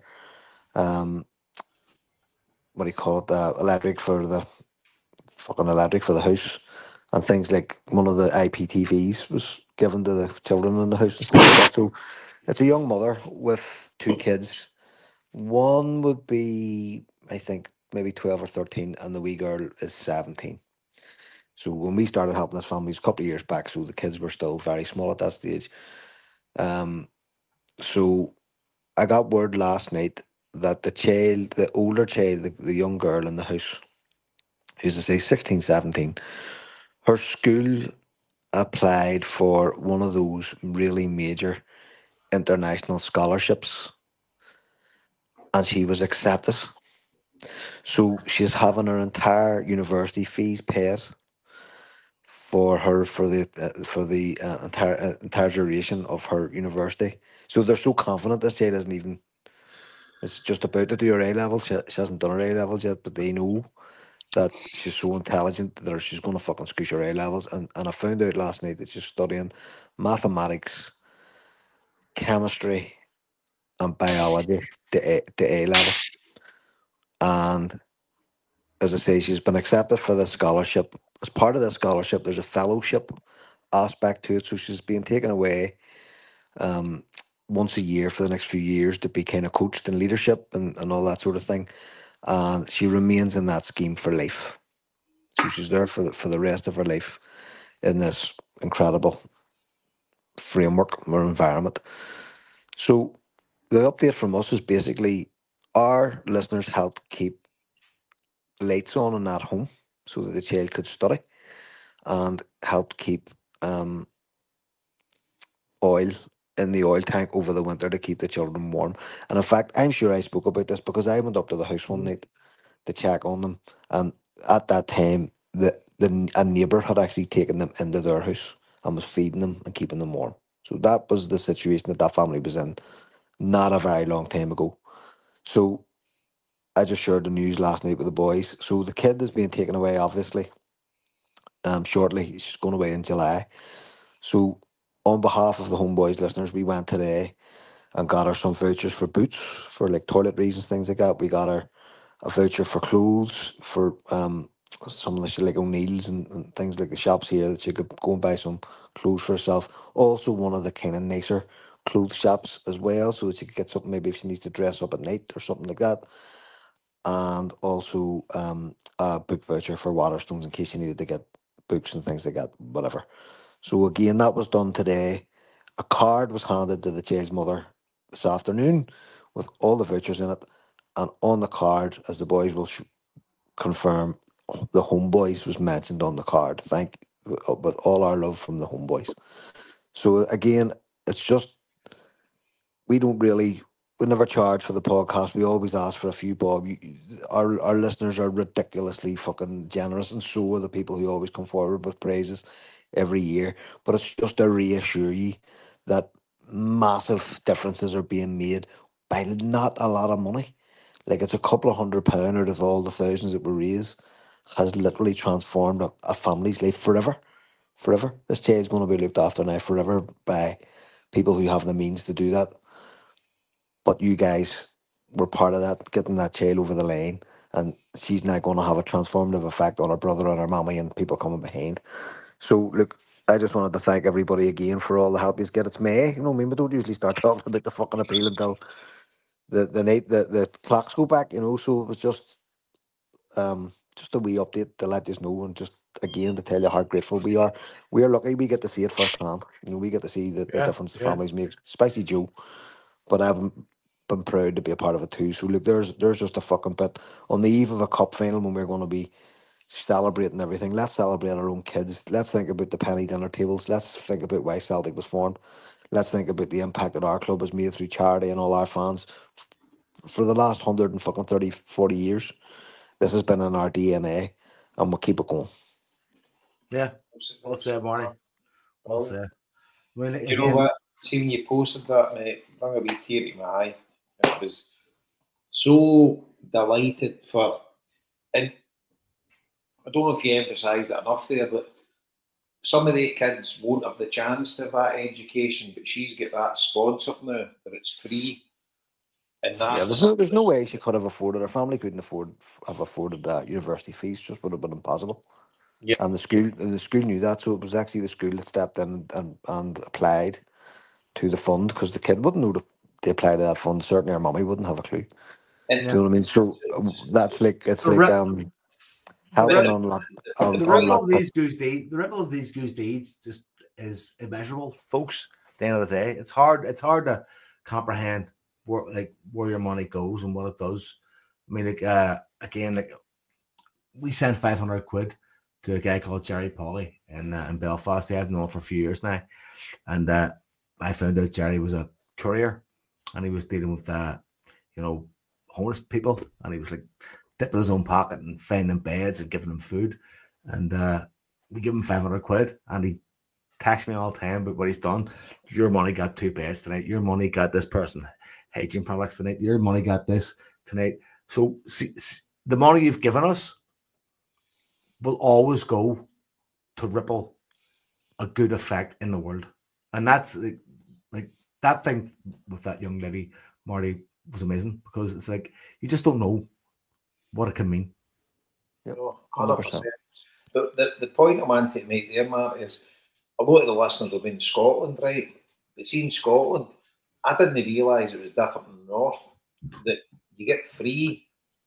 Yeah, so I actually had a chat with the chair last night. It was last night or the night before. Was it last night?